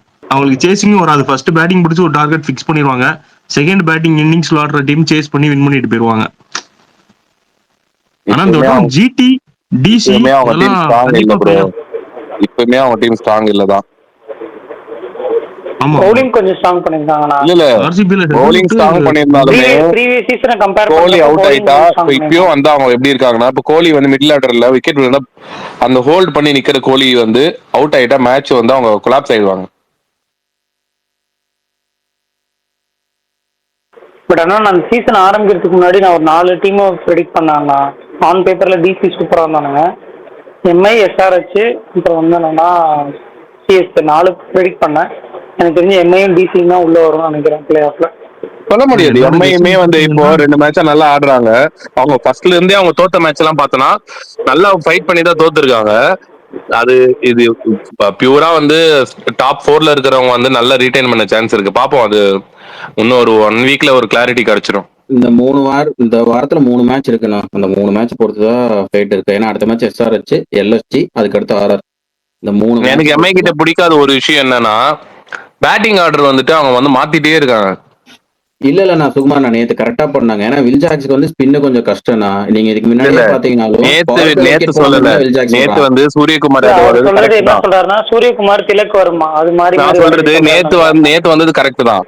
நான் இதுக்கு முன்னாடி மேட்ச்ல நிறைய மேட்ச்ல வந்து அவங்க பேட்டிங் ஆர்டர் வந்து கொலாப்ஸ் பண்ணி வில்ஜாக்லாம் வந்துட்டு திடீர்னு ஒரு மேட்ச் வந்து பார்த்தா ஓப்பனிங் இறக்குனாங்க, திடீர்னு பார்த்தா மிடில் ஆர்டர்ல இது பண்றாங்க. அது ஒரு மாதிரி அவங்களுக்குமே பிளேயருக்குமே ஒரு கான்பிடன்ஸ் போயிடும். இல்ல நான் பவர் பிளேக்குள்ள விக்கெட் போயிடுச்சுன்னா வில்ஜாக்ஸ் வருவான். பவர் பிளேல தாண்டிடுச்சுன்னா கையே, அதுக்கப்புறம் திலக்கு, அதுக்கப்புறம் தான் வில்ஜாக்ஸ் வருவாங்களே தவிர அதுக்கு முன்னாடி வரமாட்டான். இதுதான் பிளான்ல ஆடிட்டு இருக்காங்க. ரோஹித் சர்மா நேத்து மேட்ச்ல அடிச்சாருப்பா. இப்பயும் சொல்றேன், ரோஹித் சர்மா நேத்து மேட்ச் அடிச்ச மாதிரி திரும்பி வந்து அவர் எந்த மேட்ச்ல அடிப்பாரு அப்படின்னு சொல்லவே முடியாது. ஏன்னா ரோஹித் சர்மா பொறுத்தவரை ஐபிஎல் பிளேயரே கிடையாது. அவர் ஐபிஎல் பிளேயர் தான், நல்ல பிளேயர் தான். ஆனா வந்து இன்டர்நேஷனல்ல ரோஹித் சர்மாவோட ஸ்டாண்டர்டுக்கு அவர் ஐபிஎல் ஸ்டாண்டர்டு கம்பேரே பண்ண முடியாது. நேரத்துலாம் பொறுமையா தூக்கி அடிக்காம கரெக்டா 50 வரையா அப்படியே ஆங்கரிங் ரோல் தான் பண்ணிக்கிட்டு இருந்தாரு, இந்த மேட்ச் முடிச்சு கொடுக்கணும்ட்டு. இதே மாதிரி நேரத்து தான் ஃபர்ஸ்ட் பவர் பிளேவே தாண்டி ஸ்டாண்ட் பண்ணுது. இதே மாதிரி ஒரு 2-3 மேட்ச் நின்னா நல்லா இருக்கும். ஆனா வாய்ப்பு எப்படி இருக்குன்னு பாக்கலாம் அப்கமிங் மேட்சஸ்ல. ஆனா என்னோட ப்ரெடிக்ஷன் பாத்தீங்கன்னா டிசி சிம்பிள். ரோஹித் சர்மா வந்து பால் வந்து வேஸ்ட் பண்ணாம ஒன்னு ஆடணும் இல்ல அவுட் ஆகணும். இதுதான் 2 இதுதான் ரோஹித் சர்மா பொறுத்த வரையும். அது இந்தியாவுக்குமே அப்படிதான். யாரு கேக்கல? கவின் இருக்குல்லண்ணா, சொல்லு ப்ரோ. ப்ரோ அது ரோஹித் 20 balls நின்ட்டா அப்புறம் அவுட் ஆக மாட்டார் ப்ரோ. ஸ்டார்டிங்ல விக்கெட் எடுத்தாதான். இன்டர்நேஷனல்ல கூட பாருங்க, அவர் 20 balls நேத்து நின்ட்டாரு. இல்ல ரோஹித்தோட அப்ரோச் வந்து எப்பவுமே அட்டாக்கிங் தான். ரோஹித் வந்து டிஃபெண்ட் பண்ணி ஆடுற பிளேயரே கிடையாது. மோஸ்டா அதேதான் இந்தியன் டீமுக்குமே வந்து அவர் கொண்டு வந்து ஒரு அட்டாக்கிங் அப்ரோச்ல தான் இந்தியன் டீமும் தாண்டி ஐபிஎல் அவளுக்கு அப்போ அவங்க வந்து அவங்க மும்பை வந்து வச்சிருந்தாங்க அவர் கேப்டன்ஷிப்லனா. காரணம் அவங்க அட்டாக் பண்ணி ஆடுற ஒரு மைண்ட் செட்ல தான் ரோஹித் சர்மா கேப்டன்சி இருக்கும். அது பொலாடு போனதுக்கு அப்புறமா தான் ப்ரோ பிரச்சனையா. பொலாடு கடைசியா நின்று அடி அடிப்பாரு. பொலாடுக்கு அப்புறம் அதே மாதிரி யாருமே வரல. இல்ல எடுத்தாங்க, அதுதான் இப்ப என்னன்னா ஹார்திக் பாண்டியா வந்து அட்டாக்கிங் பேட்ஸ்மேன் தான், நல்லா விக்கெட்டர் தான். ஆனா என்ன ஒண்ணுன்னா வந்து கொஞ்சம் ஆக்ஷன் எல்லாம் விட்டுட்டு பேட்டிங்ல ஒரு கான்சென்ட்ரேட் பண்ண பயங்கரமான பிளேயர். ஹார்திக்கு ஒரு ரீப்ளேஸ்மெண்ட் இந்தியால ஆல்ரவுண்டர் கிடையவே கிடையாது, இன்னும் வரையுமே கிடையாது. எவ்வளவு டொமஸ்டிக் பிளேயர்ஸ் ஆடுறாங்க, ரஞ்சில ஆடுறாங்க, அண்டர் 19ல இருந்து இன்னும் வரையுமே ஹார்திக் பாண்டியா ஒரு பர்ஃபெக்ட் ஹார்திக் பாண்டியா மாதிரி ஒரு பவுலிங் பிளஸ் ஃபாஸ்ட் பவுலர் பார்த்தா பென் ஸ்டோக்ஸ்க்கு அப்புறம் ஹார்திக் பாண்டியா தான். இல்ல நான் ஃபாஸ்ட் பவுலிங் நம்ம இந்தியாலே கிடையாதுன்ற. நம்ம இந்தியால வந்து ஃபாஸ்ட் பவுலிங் 140 பிளஸ் போட்டு அதே மாதிரி பிக் ஹிட்டிங் வேணும்ல. எனக்கு வந்து 140 பிளஸ் போற பவுலர் கிடைப்பாங்க. ஆனா ஹார்திக் பாண்டியா மாதிரி எனக்கு வந்து பிக் ஹிட்டிங் கிடைப்பாங்க அப்படின்னு கேட்டனா கஷ்டம். ஆல்ரவுண்டர்ல யாருமே அவ்வளவு ஸ்பீடு போறது இல்ல. ஃபாஸ்ட் பவுலரே 130 தான் போறாங்க. இன்னொன்னு ஃபீல்டிங்குமே வந்து ஹார்திக் பாண்டியாவோட ஃபீல்டிங் வந்து பயங்கரமா இருக்கும். எல்லாமே வந்து ஒரு பர்ஃபெக்ட் ஆல்ரவுண்டர் ஹார்திக் பாண்டியா. இந்தியால யாருக்குமே ரீப்ளேஸ்மெண்டே இல்ல ஹார்திக் பாண்டியா பொறுத்த வரையும். ஒரு 2-3 வருஷமா குஜராத்துக்கு ஆடினதுக்கு அப்புறமா தான் கேமே ஆடிச்சு. குஜராத்துக்கு ஆடும் போது பாத்தீங்கன்னா தேர்டு வருவான், பொறுமையா நின்று ஆடி கடைசியா அடிப்பான்.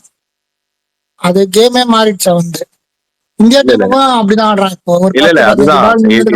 ஹார்திக் பாண்டியாவோட அந்த இது இருக்கு, ரீப்ளேஸ்மெண்ட் இருக்காத வரையும் ஹார்திக் பாண்டியாவோட பொசிஷன் இந்தியால எப்பவுமே ஸ்ட்ராங்கா தான் இருக்கும். அது யாராலையுமே இது பண்ண முடியாது. ஸ்பின் பவுலர் கிடைச்சிருவாங்க, ஸ்பின் ஆல்ரவுண்டர் கிடைப்பாங்க. நிறைய பேர் வராங்க ஸ்பின் ஆல்ரவுண்டர். வாஷிங்டன் சுந்தர்ல இருந்து அக்ஷர் பட்டேல்ல இருந்து நம்ம ஜடேஜாக்கு வந்து ரீப்ளேஸ்மெண்ட் நிறைய பேர் இருக்காங்க. அவங்க பெரிய பினிஷரா வரலையே. வாஷிங்டனுக்கு பவர் பெருசா இல்ல ஜடேஜா வந்து ஒரு நல்ல பினிஷரா வந்து டீம்ல இருக்கறனாலதான் ஜடேஜா பிளேஸ் வந்துட்டு ரிட்டைன் ஆகுது. டைமே முடிய போகுது ஜடேஜாக்கு. பாப்போம் யாருன்னா ஒரு நல்ல ஒரு ஃபாஸ்ட் பவுலர் பிளஸ் வந்து ஒரு பேட்ஸ்மேன் நம்ம இந்தியாவுக்கு கிடைப்பாங்களா அப்படின்னு. வேற கொண்டு வந்துட்டாங்க, அதானே கடுப்பு. ஒரு ஆல்ரவுண்டருக்கே சான்ஸ் கிடைக்க மாட்டேங்குது. விக்கெட் செகண்ட் பேட்டிங்ல பவுலர் இறக்கிறானுங்க, இல்ல செகண்ட் இன்னிங்ஸ் ஆடும் போது ஒரு பேட்ஸ்மேன் இறக்கிறானுங்க.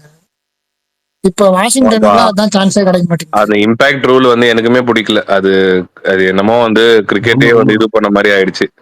ஒரு 3 விக்கெட் கொண்டு வரும்போது ஒரு நல்ல பிளேயர் வந்து மென்டாலிட்டி வந்து அவரை போய் பெஞ்சிங் பண்ணிட்டு இம்பாக்ட் கொண்டு வந்துடுறாங்க. அதனால அது பெரிய நம்ம ஸ்ட்ரீட் கிரிக்கெட்ல இருந்து கொண்டு வந்த ரூல். அது ஸ்ட்ரீட் கிரிக்கெட் ரூல். அது நம்ம வந்து நல்லா ஆடுறவன வந்து அதான் ஆடி முடிச்சுட்டு வந்து அவன் பேட்டிங் மட்டும் தான் ஆடுவான். ஆடி முடிச்சோன்னா அவனுக்கு பதில் நல்ல ஃபீல்டர் கூட்டு வந்து நம்ம ஆட வச்சிருவோம், நிக்க வச்சிருவோம். அதே மாதிரிதான் வந்து இப்ப இம்பாக்ட் பிளேயர்ன்ற ஒரு ரூல் வந்து ஐபிஎல் இம்ப்ளிமெண்ட் பண்ணிருக்காங்க. அது ஏன் வந்து இந்த ரூல் வந்துச்சு தெரியல. அது எனக்குமே பெருசா பிடிக்கல. வாஷிங்டன் கண்டிப்பா ஆடுவான் டீம்ல. நிறைய பிளேயர்ஸ் கண்டிப்பா ஆடுவாங்க. சுமரனா இப்போ உள்ள நிலைமை எப்படி பார்த்தா எனக்கு தெரிஞ்சு இது நம்ம ஜிடி டிசி பஞ்சாப் 3 பேரும் கன்ஃபார்மா பிளே ஆஃப் சான்ஸ் இருக்கு. 4th ஸ்லாட் தான் அடிபடி சண்டை நடக்கும். பஞ்சாப் கூட டவுட் தான் ப்ரோ. எங்க இல்ல பஞ்சாப்மே கொஞ்சம் சொதப்புறாங்க. எனக்கு என்னன்னா ஆர்சிபி ஒரு மேட்ச் ஆச்சு அவங்க இதுல வின் பண்ணிட்டாங்கன்னா போதும். சின்னசாமியில வின் பண்ணிட்டாங்கன்னா அவங்களுக்கு வாய்ப்பு இருக்கு தவிர மத்தபடி கொஞ்சம் டவுட் தான். சரி சுகுமார் ப்ரோ, ஒரு 5 நிமிஷத்துல முடிக்கலாம் பார்த்தா கிரிக்கெட்டே ஒரு 20 நிமிஷம் மேல போயிருச்சு. முடிச்சிடலாமா? Okay bro. Okay bro, bye bro. நாளை சந்திப்போம். பாய். சந்திப்போம். Bye.